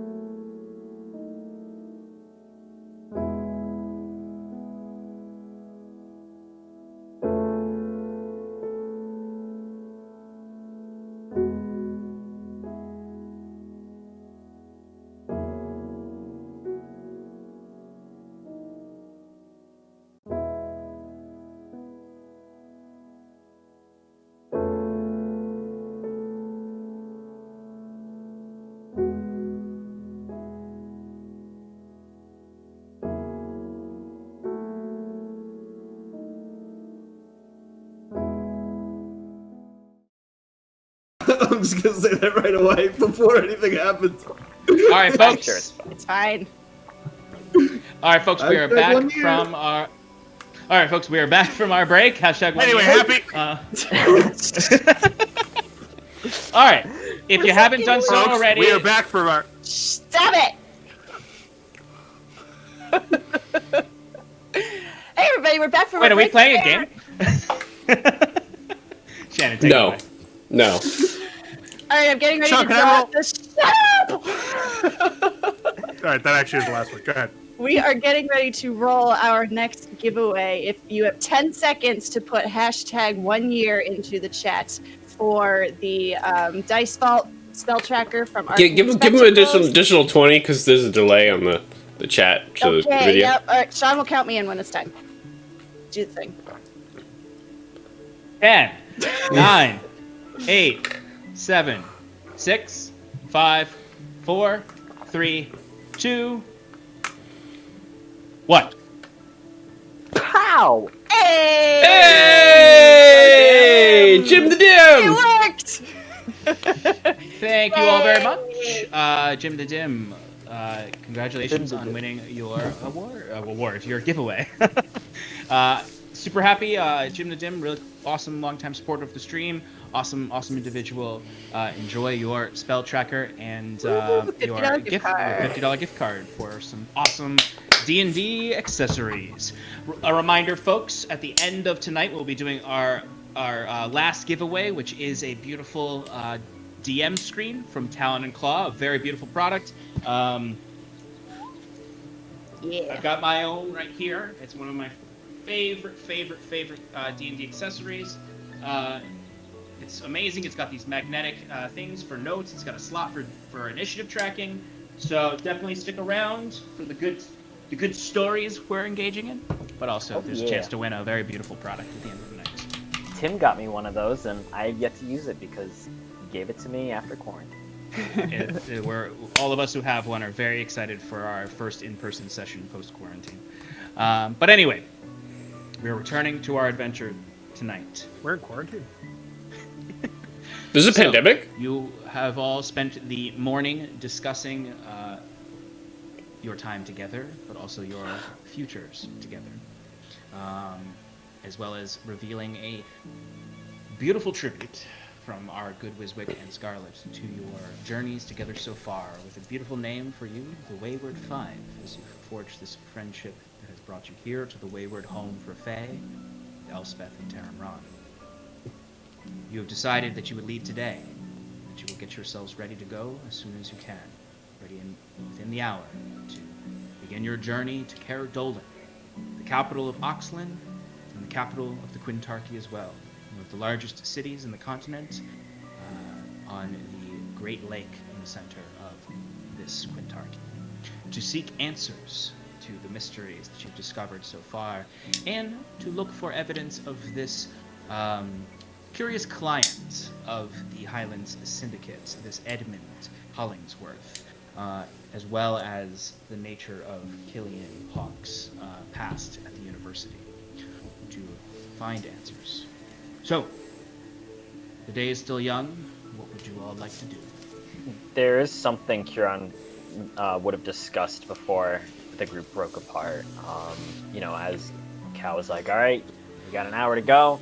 Kieran would be like, just real quick, concerning all this information, seeing as we'll be going to the capital, did we want to get in contact with the general?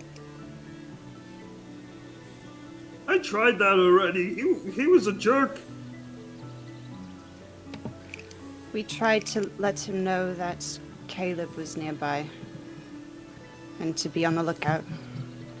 Right. Well, it's just he might have more information about this Killian Fox or Edmund Hollingsworth. And if nothing else, I feel like he's the one in charge of this whole Geist situation, if you will, concerning the Pallid Mask under the Human King. Heinrich. You think Kinsley's in on it? No, I'm saying Kinsley's the one in charge of investigating it, as from what I could tell. Well, Does that you might be square right though, about- really, or did he just kind of stumble on it when he made it to Magin set? You know? That he wasn't kinda very threw all clear. of that responsibility to us, if you remember. Yes, and now he's in charge of bringing order to this area, and this great plan that Killian speaks of seems to involve another lay sanctum in Spherewald, and making sure the right people find out about it. Now, who those people are, I'm not sure. It's definitely worthwhile to pass on, though. I do agree that we should at least bring it up to him. Okay. Whether or not we then wait around for orders is a different question. I don't know if I would take orders from that man. But giving him that information, I think, important. I just wanted to check with the rest of you before sending messages to people. Kieran says with a sideways glance to Scarlet. It works for me, Cal says, and then begins to pack up. Okay. So you begin to pack up your things. Robert is getting the horses ready with Cal. Is there anything else you would all like to do in the Wayward Home for Fae before leaving? Sorry. Real quick, as the group is breaking up, Kieran's going to kind of pull Timber aside and be like, Timber, if you have a moment, quickly. Yes, Kieran. I had meant to bring this up earlier, but, you know, things happened so quickly that night, and then afterwards, I slipped my mind. When I had gone out, you know, the night that we were attacked by those mantis creatures, to meditate. Yes, the night I told you to go outside. Right. Well, I happened to see something that I think I started to mention to you. But one of the things that I saw that I don't think I mentioned was there was this lone mountain, small structures all over it, torchlight illuminating it, and I was just curious because after that there was a flash of Ilyvanya's moon. What color were the torches?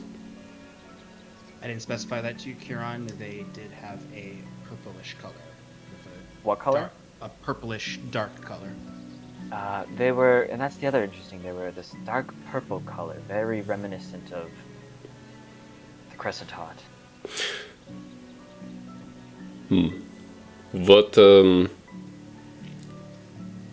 you want to know? So you know more about it. I was just curious as to what this place is. It is the monastery that worships the owl. Does the owl have a name?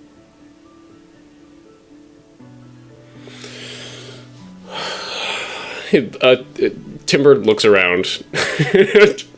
like You're also drunk. Yes, exactly. That's why he's like okay.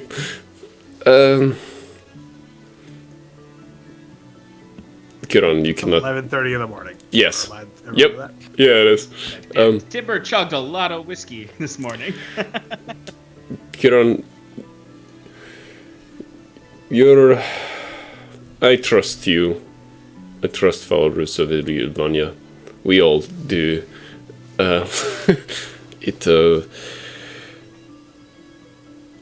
Do you know Nacht?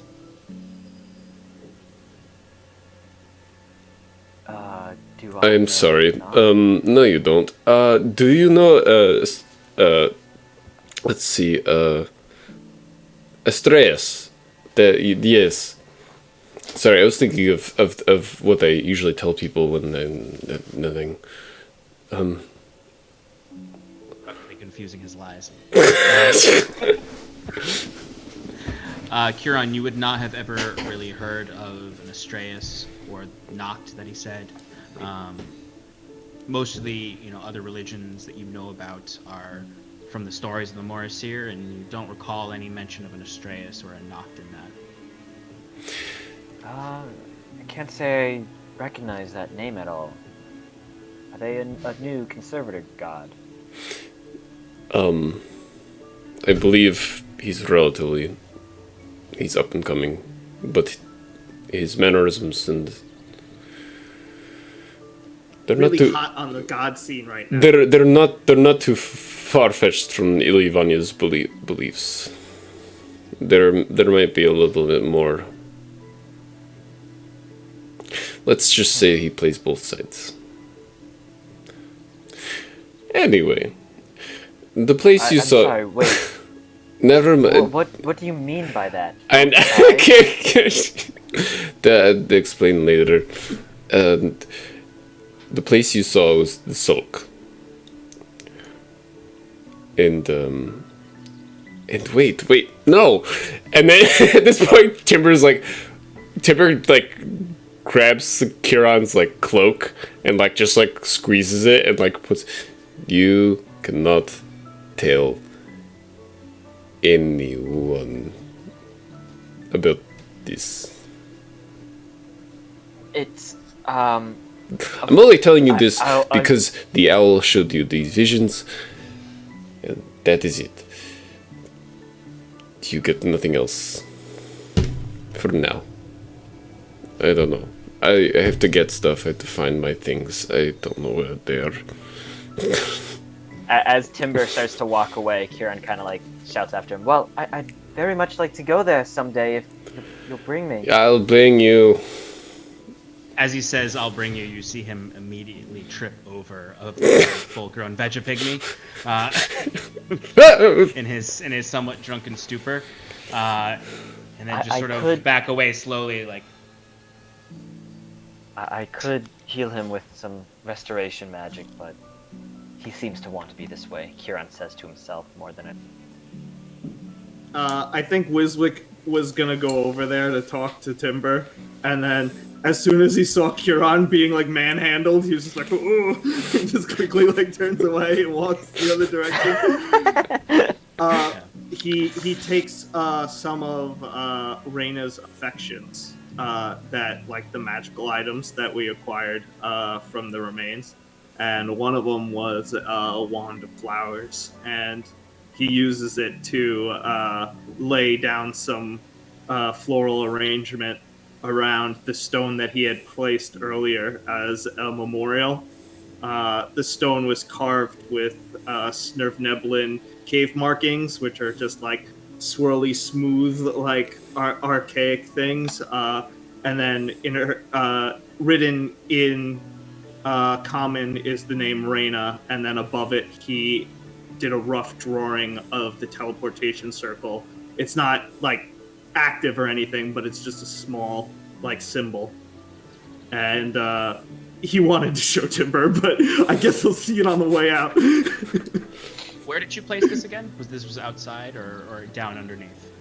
Not down underneath. Definitely, he wanted to bring it in some sort of clearing outside, he did it while I remember. he was away. You went and searched for a location away from it.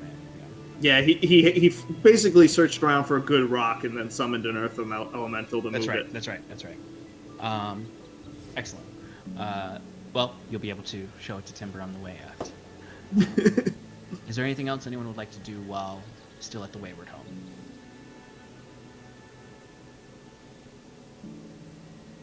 Okay.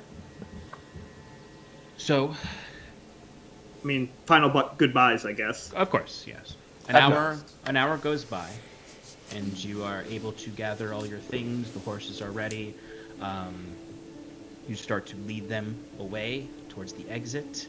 As you can see, in very last day of school style, you see Taramron and Elspeth standing by the exit. You can see several of the creatures are kind of around.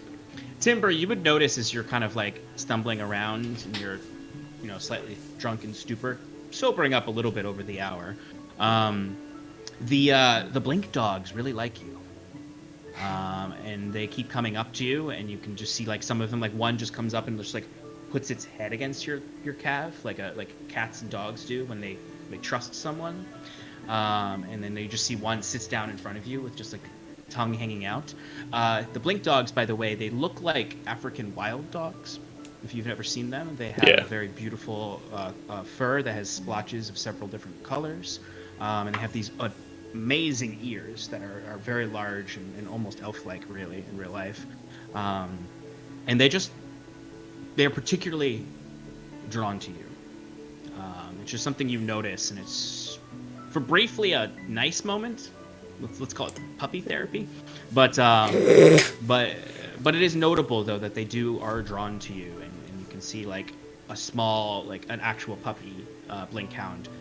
Literally, you see it kind of with its mother sitting. They're both sitting there staring at you, doing the dog thing where they twist their head at you, and then it just sort of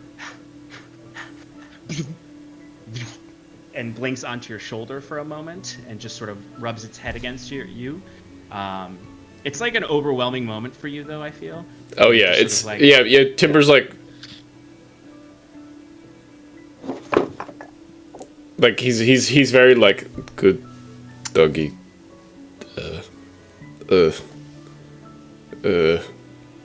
He likes it, but he's like, I don't know how to. I'd never had a dog. I've only punched a dog. Whoa. Interesting behavior. Perhaps it's pack tactics. Perhaps they just are all alcoholics. Who knows? Yeah, Wiswick is. They want my blood. Writing notes about it. But yeah, I mean, the only other dog you've had a relationship with, I guess, or like a friend, is your old companion, your old contact in Oranshire, the blind shopkeeper. But you gather your things together. All of these, what creatures are there have gathered. Baelig is still in his corner, sort of moping to himself in his state of trauma. But they're just sort of waiting there as you're about to leave. Elspeth's holding the manuscript in her arms like this with a wide smile on her face as you all approach to leave. And she steps forward and just says, well, what a week. Indeed. We haven't had new friends in a long time that weren't plant folk and blink dogs, and we love them, but it's been a real privilege to meet all of you. In these trying times, our deepest condolences for the losses you've all suffered. But we think if you stick together, trust each other, you seem like you will all, with any hope and guidance from the Font Mother, you will all find happy lives on the road you take next, wherever it goes. Safe journeys. Cal sweeps off his hat and gives a very nice bow. Appreciate your hospitality. Thank you for staying us in accompanying us. Curon kneels down to take her hand and gives her a little weird, I don't know, elven thing. Weird elven thing. And that's what Elspeth says. She goes, a weird elven thing. Thank you for all the care that you gave us. You see she pulls out a handkerchief and just blows her nose into it very loudly, and she just looks at all of you like a mother sending her kids off to college in a weird way. But she's like, you're always welcome back at our home. Oh, that reminds me. Do you have a teleportation circle around you? We've come into many areas of the old druids that have those constructs. Unfortunately, no.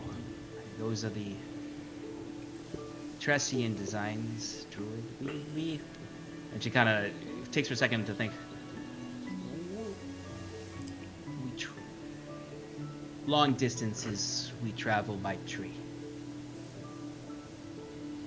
Of course.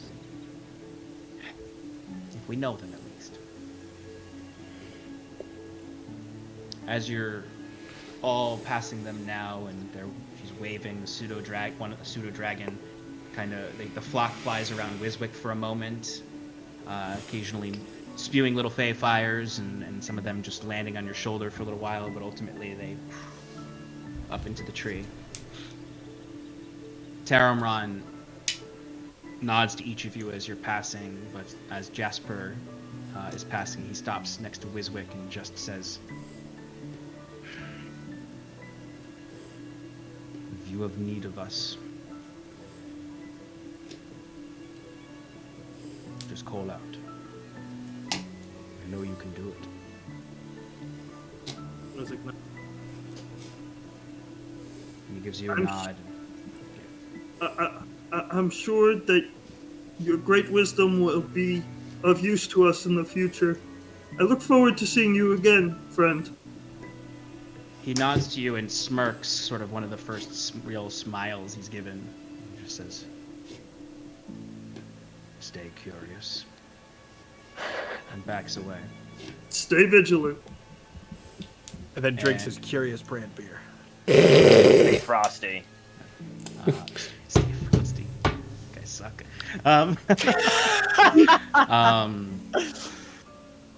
Okay. As you pass under the tunnel of the burrow that you are familiar with, out before the great pond, Fey Pond, Wiswick, where is this memorial that you would like to point out to your friends? I'd say it's in an upper area near the pond, kind of like an overhang or an overlook, and you could see it. You can't see. You may not be able to see the etchings perfectly from the exit of the thing, but you could definitely see the rock that wasn't there before and the flowers around it. So you would all see in Timber, you would recognize this, in Curon, you would maybe recognize this as the large jutting rock sticking out over the pond where each of you independently meditated by the pond. And now there is a new stone at the peak of it, overlooking this pond, clear of the forest around, the sun shining brilliantly across it, is this large, smooth, carved boulder with these beautiful flower arrangements around there of all sorts of colors, with these etchings on it that both look ancient and new and contemporary but traditional, as they have these weaves and circles moving throughout fluidly, almost like a font across it, and then those things surrounding a central symbol with the name Reina beneath it. Wiswick, did you do this? Yeah, I didn't want to bother you. You seemed kind of in the dumps before, but I thought it was... I told you I would give you something to remember by, and, well, that's what I came up with. Timber's gonna walk over to it, get a better look at it, and, you know, even though everybody's, like, walking away, he's just gonna, like, I'll catch up. And he's just gonna stare at the tombstone, I'll call it, the rock that has her name, and the memorial that Wiswick has made. You know, letting out a few tears and such, looking at it. Yeah, Wiswick keeps his space, but like hangs back to like keep everybody like waiting for Timber. So he like when he turns around, he sees us there. And once he's done, and you know, 3 minutes, 5 minutes, he's gonna turn around, walk over to, because I mean, Wiswick's overall height on Jasper isn't actually too high. He's gonna just hug Wiswick. Aww. Thank you, little buddy. I appreciated that. You're welcome! This rare moment of intimacy from Timber, at this gift from Wiswick, embraces you. Timber, you would have noticed this beautiful arrangement of flowers that seem possibly bright and colorful, just like Reina was. At the center of its encircling of the tomb, there is a single peace lily growing there, much like the one that was left in Reina's room. You embrace Wiswick, and each of you stop for a moment to pay your respects. As you slowly but surely, Curon has. I was gonna say, when Curon goes over... Speak with the dead! Sorry. Well, he needs a corpse to do that. I know. You know there is no corpse of Reina anymore.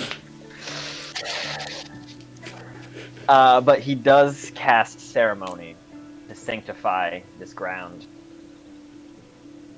Excellent. You see for a moment Curon steps off his horse, steps up to it as Timber is hugging Wiswick, and you hear him muttering under his breath in Elvish. Not quite the Elvish that you're all used to, the general kind of common Elvish, but Elysian Elvish. His specific dialect of the shepherds. As he brings a symbol over, and you watch as this twilight light rushes through the carvings of Wiswick and through to the flowers and up to the peace lily. For a moment, the entire thing illuminates before dimming back down into its normal state, sanctified, blessed by Illuminati. As you all begin to leave, slowly but surely. Sounds of bird song in the air, bright sun above, the dim gas giant Vero nearby. As you enter out of the clearing. The planet in the sky. As you enter into... That thing that occupies a lot of our night sky. Has that always been there? If you've ever seen Infinity War, it's like the planet where they get the Soul Stone, where there's that eclipse sun in the sky. It's that size. It's not the whole sky, but it is pretty damn big. But anyway. Language. All right, Captain America. You pass under the trees and out of this clearing and back into the forest paths you followed to get here, following the river south. What is your plan moving forward? We're heading back to Lumbersville. Because we need to get our wagon and also Rocky. Yes. Curon brings up, so there is the possibility that Thatcher will be looking for us. Agreed.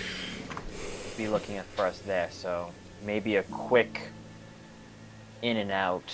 The less of us in there, the better. Agreed. I think after that we should skirt along the forest proper, east, until we meet the main road, or at least can start finding roads across the river. Though getting across is going to be interesting with the wagon. Did we ask Elsbeth if there's any crossing? Yes, I did in the hour that we were packing. And Cal, you would have heard her say there are two crossings to fords in the river. There's one that you presume is more dangerous to the north, about 3 days deeper into the woods. Yeah, Too close towards Wood Elf territory. That is at the top of a waterfall. And then there is one beautiful. And she says that too. She's like, it's absolutely gorgeous. I recommend going when it's a bit safer. The spring melt is still kind of happening. Yeah. I would imagine in the mountains. Oh yeah, in the mountains for So sure. the rivers have to be high. Yep. That's what people cut. That's what people watch D&D shows for. To know the how Intricacies the spring of melt is covering up the ford to the north, most likely, and is not as safe. Yeah. No, a ford. Tim corrected me on that once, and I was like, "You're right." I looked it up, and it's very different. Yeah. Half joking. One is clips on the sides, and one is you can pass it. Yeah. One is just straight up massive. One is 100% impassable, and the other is very passable. All right. So Then the southern one is easy to miss, and depending on the day, is often flooded. But it is not as large to where the river narrows a little bit, and it is about from where you are currently. She said it's probably about 12 miles south along the river. The other side is still forest, though. So she does say it does come with the same dangers of being in the forest. There's no clear road. It's just a simple, smaller ford out there that is often passable towards the end of the season. So that's likely the choice you should go with, I'd say. And on the other side, it's still, yeah, it will take you onto the other side of the river, which you could then start heading south again to find your way into the country of Oxland. But we got it. Either way, we have to head about a half a day to a day west. Yes. To get Rocky. And a little bit south. Yes. Yeah. So we need to describe a triangle right now. We need to go down and then over. We could always go back to Orangeshire. It's the last thing they would suspect. I don't know if I have the words. That was half how jokingly. bad of an idea that is. So essentially, you have to go a little bit west to get and south to get Rocky, and then travel a little bit north and west to get to the. So North exactly and east. East, yes, correct. Like that. Because it's on the edge of the forest. An acute angle, if you will. Correct. Okay. That'll help the podcast listeners. All right. So yeah, we strike out for Lumbersville. Okay. Give me a marching order as you head south. Cal's on point. Shouldn't be, but he is. I'll be towards the back. Okay. Wiswick's on point. Shouldn't be, but he's there. Okay. Timber's filling. Okay. Kieran? Be on point. Should be. You're coming in quiet again, bud. If you wanna. You're coming in quiet. That's his solution every time. Yeah, just quit. He says he's coming in quiet. Just quit the leave the call. Leave the call. Yep. Yeah, mess everything up. You know, everything looks Mess disgusting. Everything up that Alex worked so hard for. Yep, just freaking. Yep, there we go. And the party's dead. Hey, yep. You're coming in quiet. So you all begin to head on a southwestern route, trying to retrace your steps back to the lumber town. Does anyone want to keep an eye out? Yeah, it does. I'll keep an ear out. In the back. Okay, everyone who wants to, give me a perception check. Scarlet, while you're at it, since this is going to be a Dice perception check rolls. for the next 4 hours or so of journeying, give me a wisdom saving throw too. Wisdom saving throw. Hey, it's What's not me. So my perception was 22, and my wisdom save was 12. Someone's trying to scry on her. Scry on her. Scry on her. Alright, so Scarlet had a 22. Can't see me because I'm non-detected. That's true. Wiswick actually can't be scried on. Just good to remember. Alright, other perception rolls. 11. 13. Okay. Kieran? Fun fact, 11 is my modifier, but we got a fucking 28, baby. Al? That score, but subtract 20.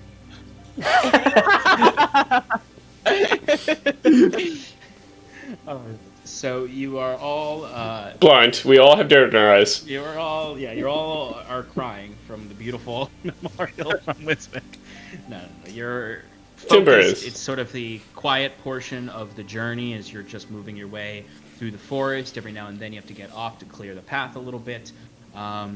You start to come upon the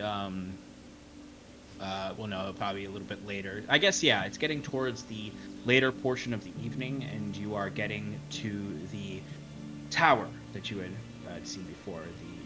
You notice as you get further and further away from the wayward home for Fae, the noxious fumes start to resume. And you start to again see those clusters of fungi clutched against the tree lines with their large, frightening spore. They call them just those, because they're those kinds of fungi that are just like the gross open holes really that rude. leak fungi Caps? out of them. Caps, yeah, the beneath the caps. You know, what are those? The things that people who have that fear of tiny holes are terrified of, Ugh. There are The people tiny that have holes. fear of tiny The holes. folds. or like Mushroom several tiny holes folds. next to each other. Yeah, they were Yeah. triggered by the iPhone, actually, the iPhone design. It's The a really gill. it's very similar to Shannon's distaste for ASMR. Anyway, Good to know. Google says it's called the gills. the gills. Okay, The gills? Lion got said that lotus case of the pods. gills. that sounds.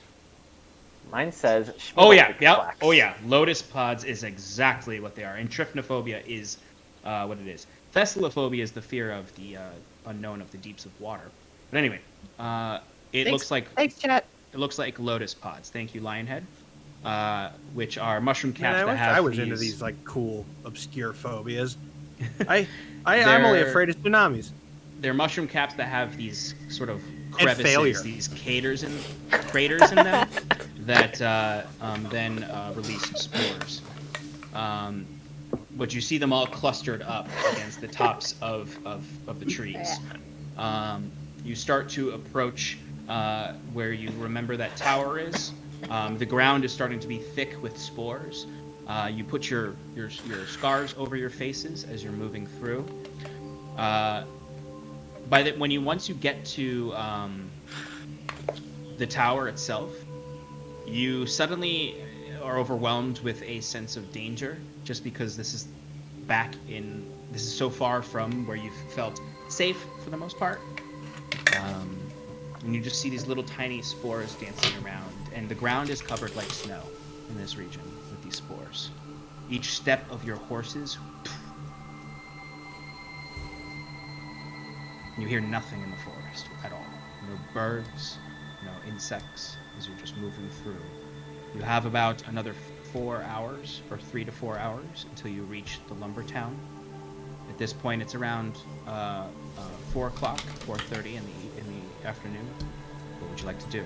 You don't notice anything dangerous, but you just notice that there is, Curon 28. I'd say you do notice something. Every now and then, as you're moving through the forest, you just occasionally see in the distance just sort of and you hear just the light cracking and sloshing of decayed flesh and bone. And then there's a point where you see off in the distance, when you're getting closer to the tower, just a shambling.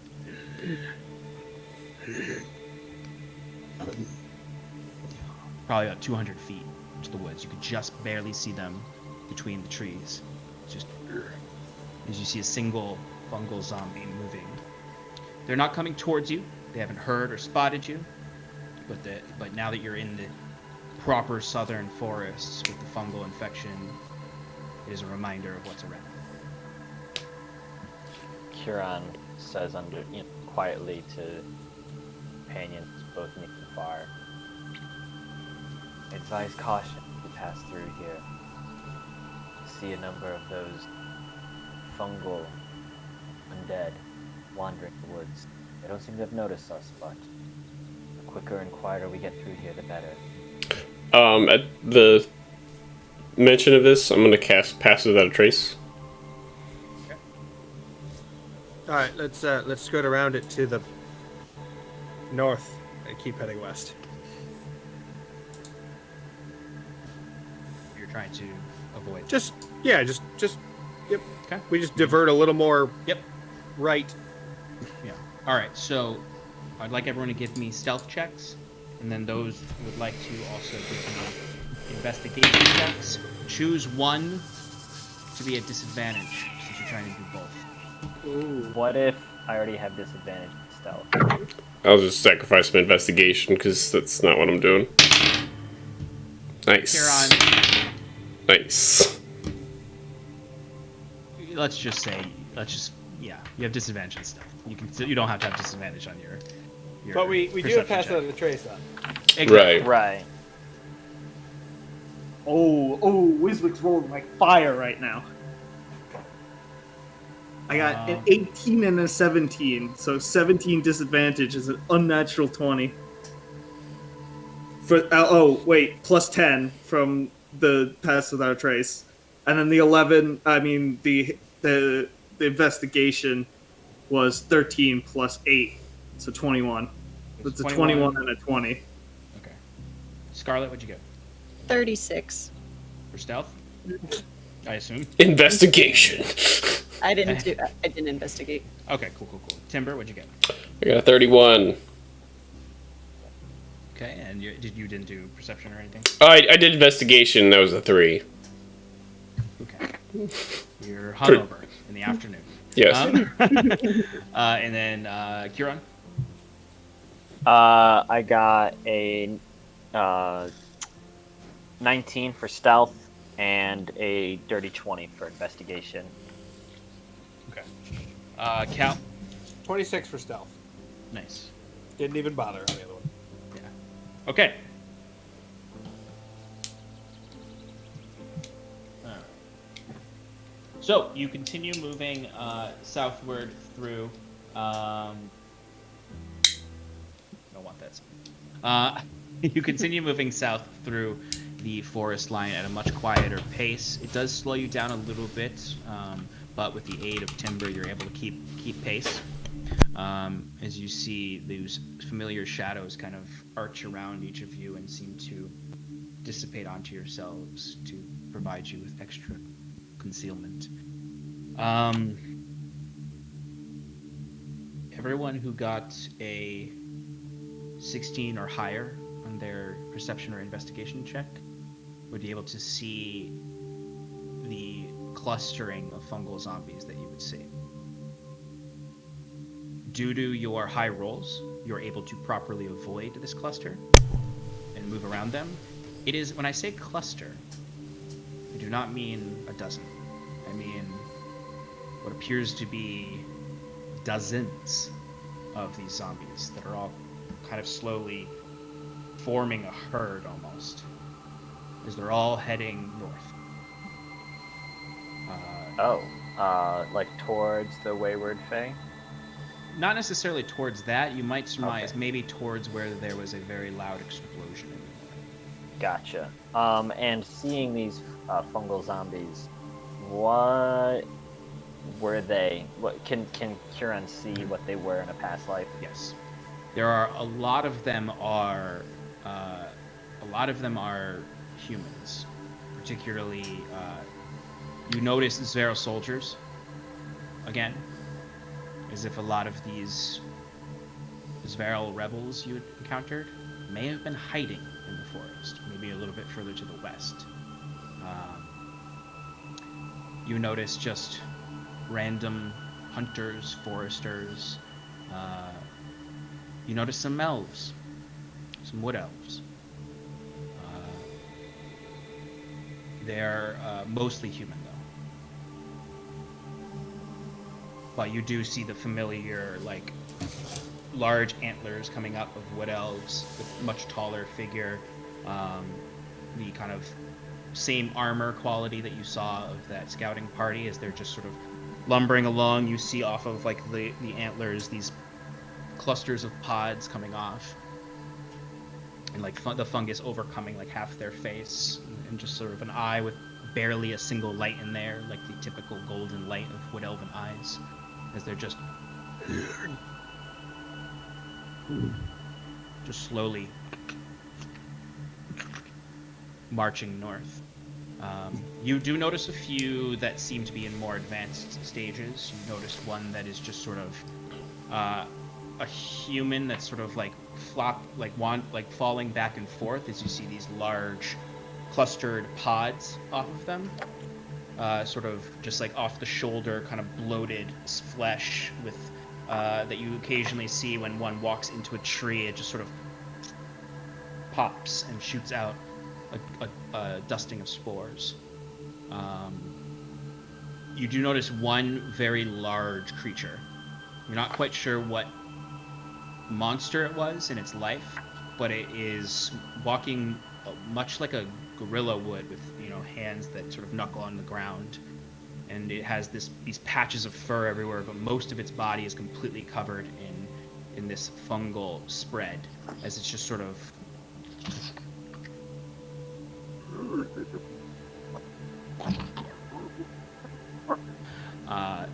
it must be maybe 10 feet tall, back hunched over, kind of just slowly marching with these creatures.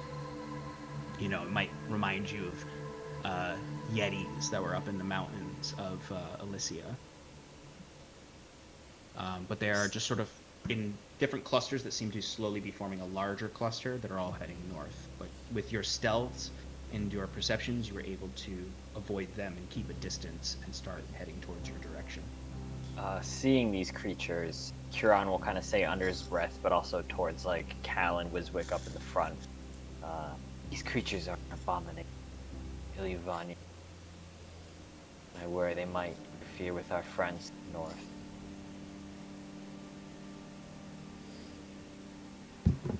What do you suppose we do about it? I can't really set the whole place on fire. No. Inform them. Let's keep moving.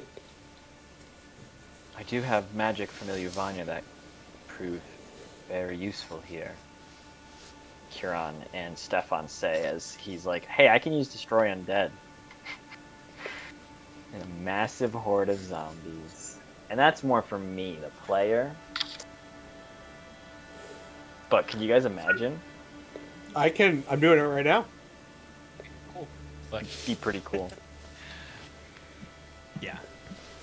But for most of you, you are just like holding your breath as you're moving through this. Just this, every now and then you're stepping and you kind of like stop yourselves because you just see a fungal undead creature just like 50 yards, like 50 feet away, and you're just sort of, everyone stops as it slowly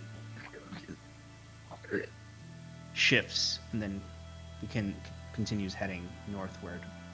But every step, every way, you eventually get past this large horde, and you breathe a sigh of relief as the air begins to thin out. At this point, though, night has fallen, and while the air is beginning to become more clear as you reach the forest edge, there's less of these fungal pods. Every noise just causes your head to twist and turn, thinking of that horde of zombies heading north. But before long, you find yourselves further and further away from it. You believe you're approaching the forest edge as you're heading south, when you come upon what just looks like a ruined camp. And you just see displaced tents. Perhaps Curon and Wiswick, with their dark vision, can see some soil that looks like it has dried blood on it. Old campfires. You start to notice there's a strange network of these camps on the forest edge, and Curon, this is where you believe was some of the camps of these Several rebels.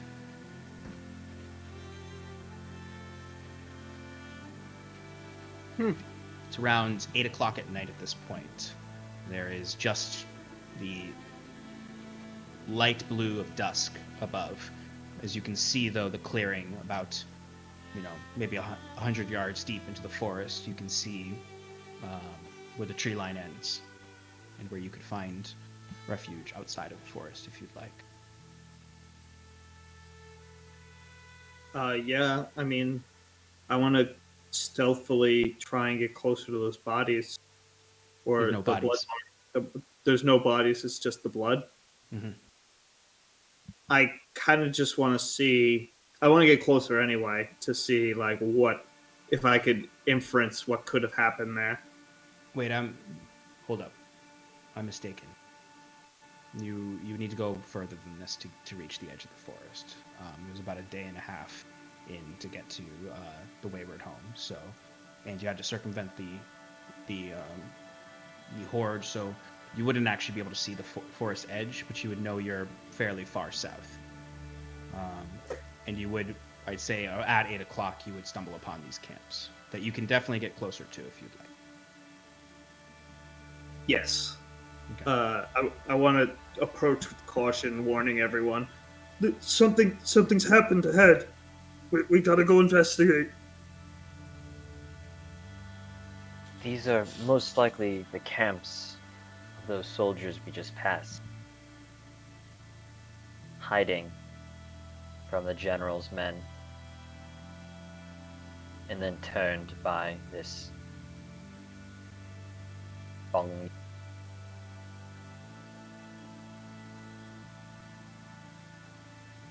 Fools, all of them. They should have known the dangers of the forest. Yes, not respecting your surroundings will oftentimes get you dead. Either way, I think it's worth investigating what's left behind. Perhaps so we can learn of some type of motive why they would risk this adventure. Well, they were on the run, weren't they? Right, I think they were hiding here. That was the Right. primary task, not an adventure of sorts. They were routed at Drift March, and they ended up in somewhere they thought was safe. Maybe they were trying to rebuild or whatever, but... There has to be better places to run to. Why here? Well, humans don't come in here that often. And that's primarily who they were running from. Convenience. Plus, it's only what, a week away from Drift March, really. If we pushed. Well, why don't we just go there anyway and see if there's anything worth collecting for ourselves, huh? Of course, Wiswick. You can Okay. go loot to your heart's desire. They won't be needing it anymore. Yeah. Okay. So who's looking to search through these tents a little bit before bedding down for the evening? I will. I'll help Wiswick. All right, give me Kieran will investigation go rolls. to the tents, but I'm gonna do perception if that's fine. He's not like looking through it. He's just Yeah. scanning the area, but also keeping an eye out. Sure thing. Yeah, I'd like to keep an eye out too. Okay, go for it. Perception checks for those keeping an eye out. Cal, I got a dirty 20. Woohoo! nice. Wiswick, what'd you Good get? thing you did, because I rolled a natural 1 plus 8 is 9. Okay. Kieran, what'd you get for your perception? 14, boss. Really? Wow, you Yeah. rolled a 3.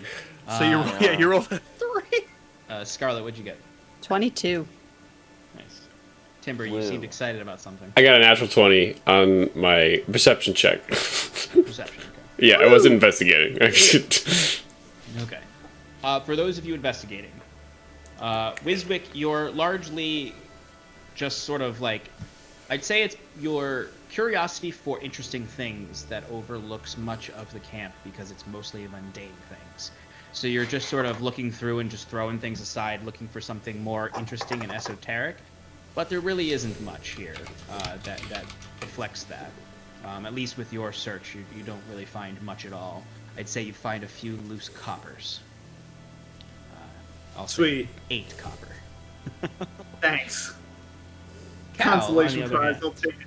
with a dirty 20, you are able to find, much of the camp is in disarray, but the body's left not in a fashion of like, oh, let me grab my prized belongings when I leave. So you do find a few, things that are just sort of maybe interesting for you to note as you just sort of find some small shrines to the Storm Lord, with little small offerings in little offering cups, little burnt herbs, a little bit of incense. You do find, I'd say, depending on how long you want to look, how long do you want to really search through? I'll give it the time it needs to cover everything fairly thoroughly, especially since we aren't moving on. You find some arms, I'd say, not arms, but Just weapons. loose arms. Loose arms. What'd you find, Cal? Well, I found some rocks and a handful of loose arms. Actually, speaking of loose arms, though, like, I'd say you do go into one tent and you are freaked out for a moment as you do see a single arm that's just going, dragging itself along the ground. I kick it. And it just sort of falls over on its back, and the fingers just sort of curl like a spider, trying to grasp at something to pull itself along. Total, though, you do find around 75 silver pieces throughout, and 40 copper pieces, just sort of loosely in small coin purses and maybe in some of these offering cups. Ooh, stealing from offerings? Tisk tisk, Cal. There's some fucker named the Shrine, the Storm Lord. Yeah, I don't give a shit. It's Turin or Furin.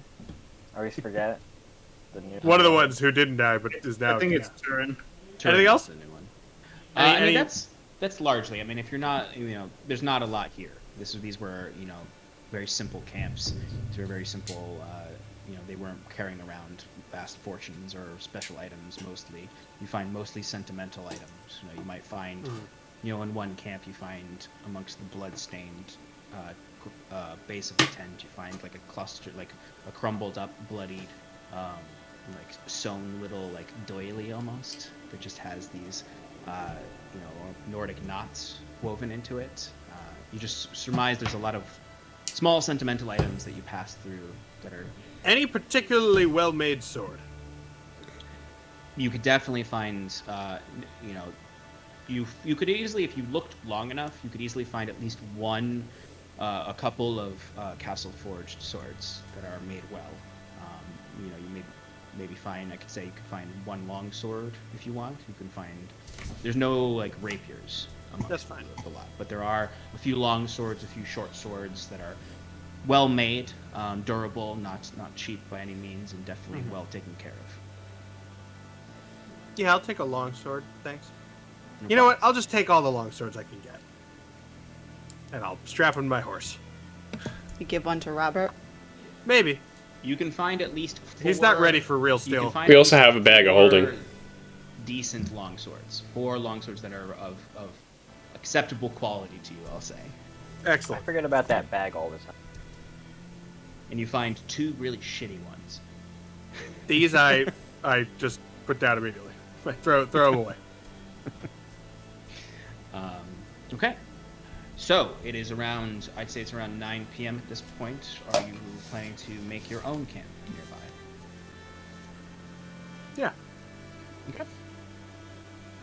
I can, if we want to be safe from the spores, I can set up Ilivania's little ball. I think that is a good idea. I think that's a good idea as well. Okay. So, you all gather into Kieran's tiny ball.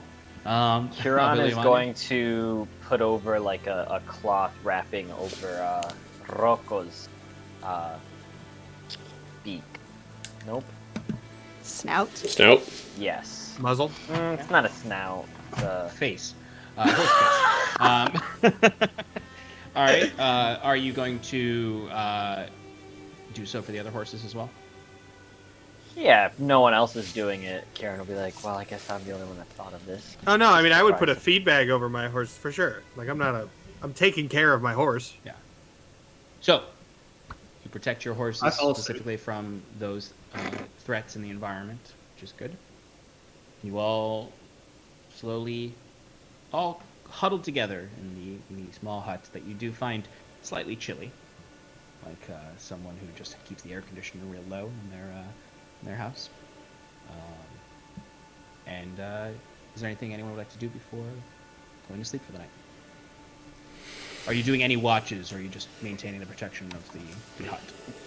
Huron is going to send a message, to Elspeth, simply being like, thanks again for everything. Encountered fungal zombies to the south, heading north towards Big You. Boom. Love always and forever, Huron. Yeah, she very. Oh, I have another 5 more. Always, always, always, always, always. XOXOXO. You would just hear a simple response. It's just, oh, writing so soon. I love her. Kieran will send another real quick one afterwards. It's just like, of course, I'll keep in touch. She thanks you for the warning. We'll take proper precautions. We think we'll be okay if we're careful. Thank you. Well wishes and safe travels. XOXO. Elspeth. Anything else before? I'll do a little calligraphy doodling before I go to sleep. borrowing once again from Wiswick. I promise I'll get my own Caldarian. It's What fine. time is no it? problem. At this point, it's around 9:30, approaching 10 p.m. Oh, okay, yeah, no. Gentlemen to bed. Robert's Well, then I guess making I'll watch. his rolling out his. It's watch. Cat- I'll show you the clip later. Caliph, get to bed. You're waking up early. Ah, of course. Ha! I would like Cal to stay up and watch. does the classic head on the pillow. God. Out. With the extra time, Wiswick just looks over Raina's journal some more with comprehend languages. Doesn't need any details. We can discuss it later. Sure, no problem. I'll just mark down that you spent a few more hours. Okay. You all find rest under the safety of Kiran's Ilivanya's tiny ball. It's you all. There's nothing that disturbs you through the night. None of you are awake enough to, or keeping watch, really. Cal. Stefan, is it truly a ball? Like it is a sphere? Are we It all is just piled spherical. on the bottom of it, just like because it is- all arches down, and we're just like It's half a sphere. It's half a sphere. It's It's more of a dome. Yes, it is. It is described as a It's dome. actually. It's not like a hamster because ball. things Like can burrow under it. Yeah. Yeah, if you're trying to really avoid something that knows you just went in this hut, it can easily just sort of dig underneath it and get under to you. But Can he change the shape if he gets high enough level and make it a hamster ball that we can just run it when we need to get places? me and on, Stefan my- can talk about that later. Well, with Ilyavanya's guidance, anything is possible. So fortress crashing. Yeah, Yes, that's. We're all just like flying around. I know. Sorry. Go ahead. I did want to stay up and watch for as long as I can without falling asleep until I fall asleep. Sure. Give me a perception check for your. I'll say you can do so for the first, say, 2 hours of the night. I mean, like 2 hours, like deep into the night if you want. Like you can stay up till 2 a.m. I'll say. That would be a 15. Okay. So as you watch and listen to your compatriots resting, Kieran's probably awake with you, or he's taking his meditation first. But regardless, you're keeping an eye out. I'd say it's very quiet. You occasionally hear the sounds of nighttime, insects shuffling in the woods, nocturnal beasts. You do notice a few times just sort of like some four-legged creature just sort of like wandering out of the woods for a moment and just sort of like looking at the dome, cocking its head, and then just moving along. Like at a certain point you just notice like an owl is on top of it and just sort of like sitting there. But for the most part it's quiet until slowly your heavy eyes bring you to sleep. So, you all awake the next morning, refreshed and able to move on with your day, knowing that you're about, maybe 3 or 4 hours from the forest edge, and you'll be back out into the country of Sverwold. You will need to make your way a bit to the south east to get towards the Lumbertown. Is there anything you want to do before you head to the Lumbertown? Caliph, you can get that now from the ground. Everybody else is up. Come on.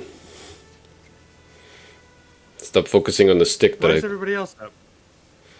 Yeah, I'll say you. Oh. Yeah, I'll say you two woke up. You two woke up at like 6 a.m. While the other folks are probably gonna wake up more around 8, 9 a.m. Huron is watching because he's always watching. Right, he's always watching. sup, homies. Hey. Says in character.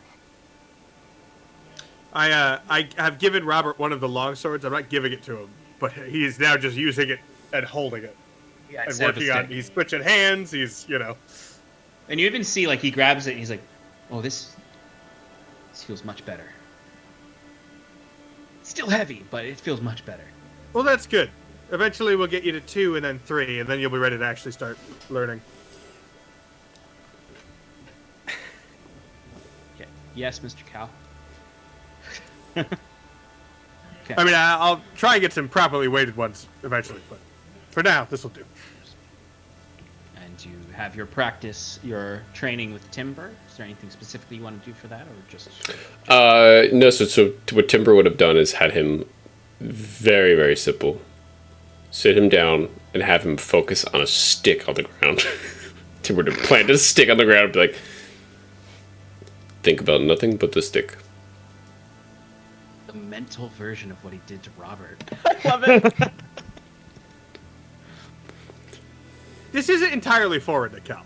It's just not something he has had to do in a long time. He's just like, fuck, okay. Yeah, you're like, Cal, your like first thought is, I thought I graduated from this. Yeah. And so Timber would have been like kind of like on the side, just like, you know, doing his own thing. Occasionally trying to make like some distraction noises and paying attention to Cal, making sure like he's only focusing on the stick. Absolutely. And Kieran observes it all. All right. So once you've done your morning rituals, I presume you are going to start heading onward. Doesn't take you long, and there's much less dangerous on this portion of the forest, but you do make it to the forest's edge, opening up to the, the more sparse forests of northern Zverwold. You're kind of up on somewhat of a hill, looking down towards the valleys, the rocky valleys of northern Zverwold. And you've gotten your heading and know to head along the forest line until you reach the lumber camp. Is there anything you want to do on your way to the lumber camp? When we are 1 mile from the lumber camp, let me know.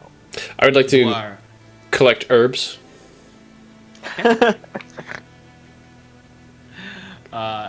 Roll your for later. Just roll your checks. Yeah, we'll do. We have like 5 stacked on these right now. We have 5 of these. Yeah, we will definitely have to resolve these. Anyway, you're officially 1 mile from the lumber camp. You move along you spend most of the morning moving along the forest, keeping somewhat distant from the edge of it, but not out too far exposed. As you eventually reach the point where you can see in the distance the small lumber town. You pass a few like felled lumber areas where you see a lot of stumps and some refuse. You actually, when you get closer, do see some of the lumber. What makes you know you're close is you start to see actual foresters at work. And you can see like very specific like delineations of like, this is as far as you can go. Forest in here. If you go further, you die. Sort of thing. These like red flags that are like posted or tied to trees to indicate this barrier. But you are, I'd say at this point, roughly a mile away from the lumber town. Kieran will rein in his horse and go, a moment, please. Embla, do you recall where you had put Rocky up at? Was it that same one tavern that we were in? Yes, if I recall, we had left him there. An extended stay there. I told him to wait there until we returned. So yes, I left him some gold, and that is where our carts are, and that is where he is. Where we had stayed that one night. All right, give me 1 moment then, and Kieran's gonna take out his silver hand mirror, and looking through it, cast clairvoyance. The first sensor will be like above and outside the front entrance of the tavern. And you're using vision or hearing? Vision first. So I'll say he spends about a minute, and if he doesn't see anything, quickly switches to hearing, and then at 5 minutes in, we'll see what has happened. Okay. Give me a quick perception check. Wow. 22. Oh, only 22. Yeah. You immediately notice something. There are no Zver rebels like you saw when you were first here. Originally, they were essentially the guards here. What you see instead are suspicious-looking individuals. Not marked by anything, but clearly keeping an eye around and enforcing the area. One might call them brutes. Reminiscent of Oranshire. Correct. Fantastic. So if he doesn't see anything, like any specific striking thing, he'll switch to hearing for a moment. Okay. Are you... So you're just listening generally to the center of town? Yes. Okay. Give me another perception check. Oh, 16. 16. Okay. I mean, you pick up small conversations here and there. You can identify that, like, the town is operating as normal. Mhm. Folks were kind of sad before, and they're kind of still sad now. In this sort of mud road, sawmill, timber yard town. They've just traded one enforcer for another, essentially, to a lot of them. Right. I'd say if you're particularly listening for anything of note in the center of town, with a 16, I guess you would notice the brutes. Well, you would have noticed this with the perception check, and with the hearing, you'd also notice it. They are gathered and talking amongst themselves out front of a single building. I'd say it's the largest building in the town.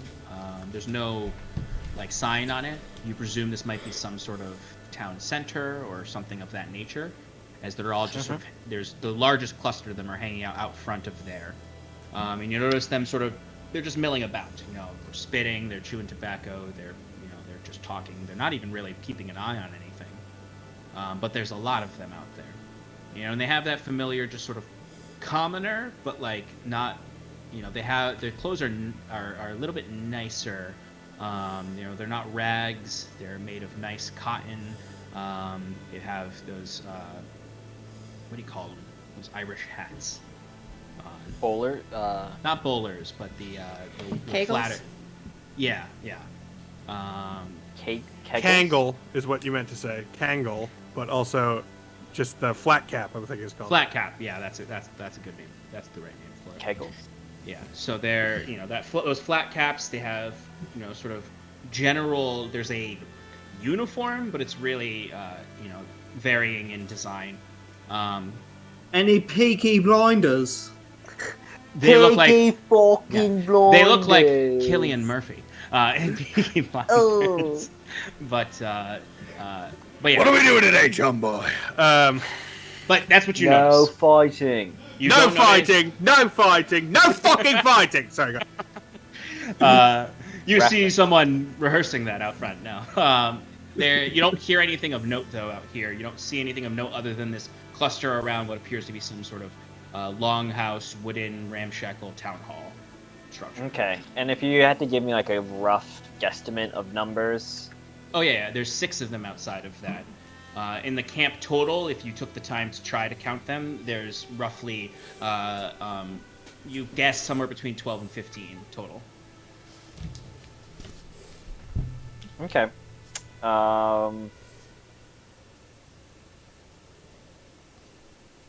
Probably after he gets all that information, with a matter of a few minutes, instead of spending the whole 10, he'll come back out of his spell. And looking to the rest of the group, he'll go, so I took a look outside the that tavern, if you could call it that, we stayed in last time. And it appears that Thatcher and the Syndicate has already moved in. The Sphere rebels we had encountered last time, members of what we had assumed Serdic's band, we probably saw the last of them back in the forest, covered in spores. I didn't hear anything significant, but there seems to be a number of them camped out around that large building, if you recall, somewhat of a town hall or something. Did you see him? No. I did not see Thatcher. I don't know if Thatcher... Well, it's possible, I guess. But I feel like there might have been more men. I could try to look inside that building. I still have a number of uses, if you will, of my magic. Sort of chimes up at this and says, I know that they... She looks to Timber and Robert. I know that they saw us when we were leaving.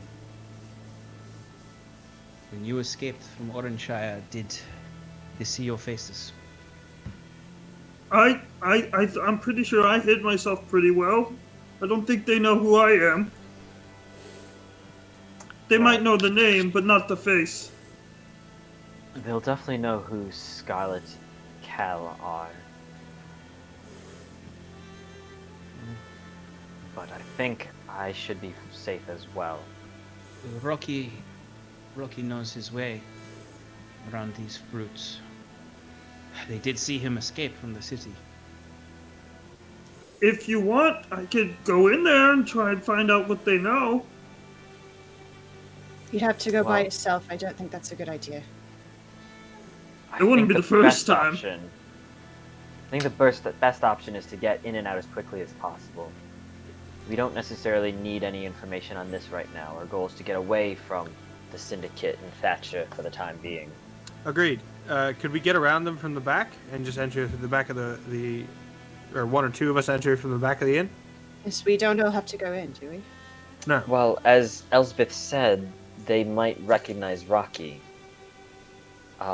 When I was in there, would I have been able to even see where horses, the stable, where our carriage? Yeah. You would know where that is, and it's sort of a wraparound stable in the back of the tavern, with sort of a small yard in the back where they tend to the horses and feed them and whatnot. I could quickly check again inside the stables to see if our horse or the carriage and Rocky's horse are still there.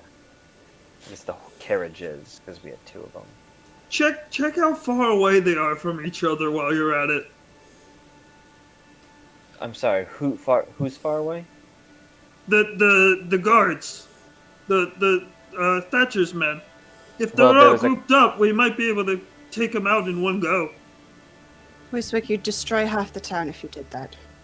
Probably more than half the town. Might I make a suggestion?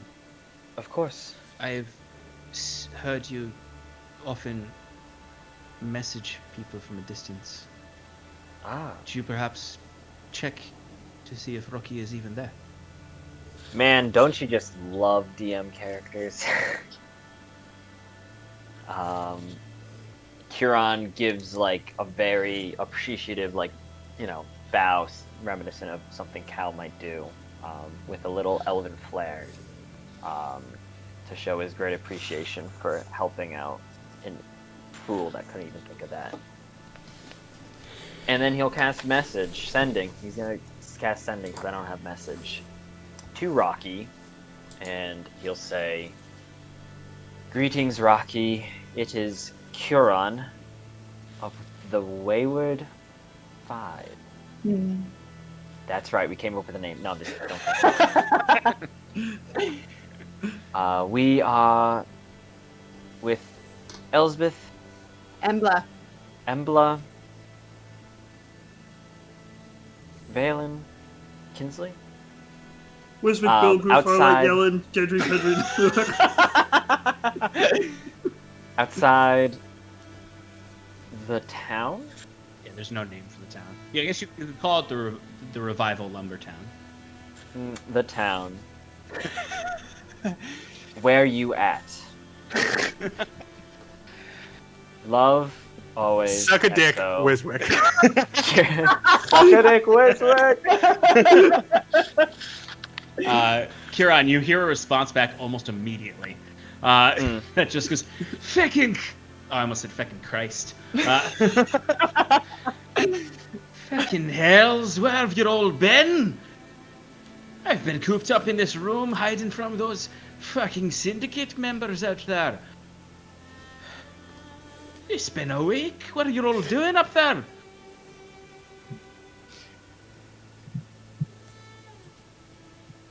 We can't Sorry. reply. So he's alive, I guess. Right. I know he's holed up in the inn. Right. So with that, Curon goes, well, it appears Rocky is still held up at the inn. He seems rather upset about her long absence. I guess I understand where he's coming from, though it could always have been longer. Before I reach out again, what exactly shall our game plan be? Well, I see it 3 ways. One, Rocky is able to just calmly get the carriages and leave. 2, a few of us need to sneak in to help Rocky calmly get the carriages and leave. Or 3, all of us need to go in to defend Rocky while he gets the carriages because our cover's been blown. So I'd say we need to ask Rocky what he thinks the chances of him getting out safely is first, to then formulate a plan.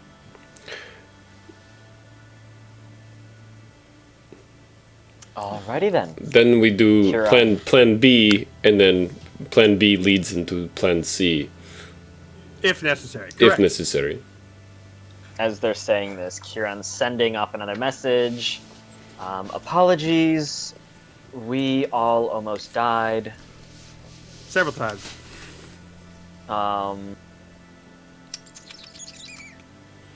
Could you escape yourself, or do you require help?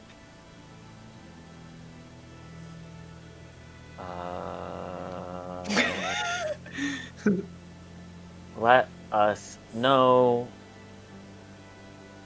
if distraction needed. XOXO Q. Fucking hells, lad, I'm sorry. I didn't mean to shout at you. It's just been a stressful week. They showed up almost immediately after you left. I could hitch the wagons together and maybe make an escape, but it would be slow. It's the horse I have. The horses I have. A distraction would make it easier. Where am I even fucking going? To the woods? South on the road? Where am I going, lad? So Rocky says that he could go by himself, but it'd be very difficult and slow. He does Do you even think care about spells and your magic pool? I'm sorry? Your what? We're gonna... Your what? If you're gonna have... You know, spell slots.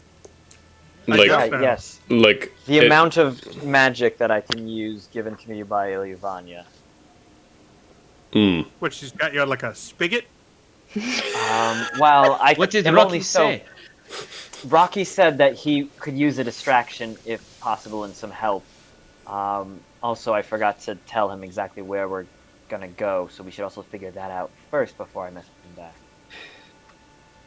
I think that, you know, maybe me and Wiswick could go in there incognito as we usually do. Invisible, that is. While you 5, Robert, sorry, I don't mean to distract you, go and help Rocky out. Me and Wiswick can cause a good distraction. I'll make sure that things don't get too wild. And he'll We're all do the going rest. in. Yes. Doesn't it make sense to do that the opposite? Because you could just walk into the inn and help Rocky get out, whereas we could just be on the other side of town and light a fire? ooh, there is an idea. Wait a minute.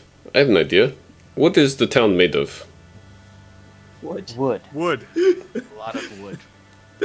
I'm not saying we burned the town down. Most of these people are just hardworking folk.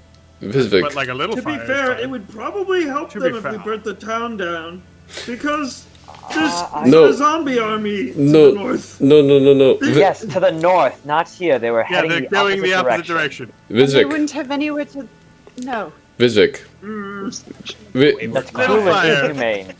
Little fire. Maybe we set loose some horses or something. Visvik. Timber reaches in his bag. Do you remember this? And he pulls out the brown orb. Do you want to use this as a distraction? We could. It would definitely do the job, but So would a fireball. Wiswick, the answer to every problem is not a fireball. What if I made it? a Cal looks at lightning her and ball? rolls his eyes at that. Well, just to be clear, Cal did raise the good point of switching the teams. I just I think just it's a lot wanted to easier for us to light a fire on the outskirts of town, or whatever it is we need to do, Yes. versus getting Yes. Yeah. No, that makes more sense. Does that sound good to everyone? in. Works for me. Let's say we meet up just a little bit east of here, maybe in... Is there cover to the east of here? To the east of here is you'd eventually get to the river. Right. Yeah, I mean not really. I mean it's mostly this is forested already area, so there's not a lot of cover. It's mostly flatland. What time is it right now? Right now it is roughly, I would say, approaching noon. We should probably wait for the cover of night. Also. That makes sense. Really? Don't you think the longer we wait, the more dangerous it could be? They could also be It's waiting for night. for some Already reason. been a week. Don't think that Hmm. a few more hours will make that much of a difference. Agreed. Though I Well, understand Rocky where you're knows coming how from. Rocky knows how to avoid the brutes of the syndicates. He can only do so for so long. I think he could manage another few hours, but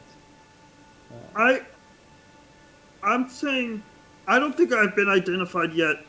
I'll cast invisibility on Cal, Timber, and Scarlet. Kiran, you take care of yourself. And those three will figure it out from there, and I'll make a distraction somewhere else. Don't Okay, cast and- fireball. But We do what need about to- Embla and the lad? Rob, All right. I could take Roberts north, and we can meet you in the forest line. We need to get to the forest. Agreed. Take the horses and the supplies. Get to the forest line just north. Look, is it easier for you to cast invisibility? Does it matter who you're casting invisibility on? Does it need to be on yourself? Or... No, Okay. there's You no. all need to be near me at the beginning of the spell, but as long as I maintain concentration, I can keep you all invisible. Sure. That's For fine. 1 hour. Just cast it. Look, I've worked with horses. Just put it on me, and I need somebody to cover me. I'll go into the inn. The rest of you stick together, make a distraction on the eastern or southern side of the town. Draw them that way, as we'll be fleeing north. Meet us back up north where Embla and Robert are. Cal, let me go with you, so you're not by yourself. There, that's it. Those are the teams. Deal? Make Sounds sure good to you me too. Make sure you tell Rocky. Yes. Were we not just gonna wait for night, or? I don't think it super matters. I mean, it'll help a little.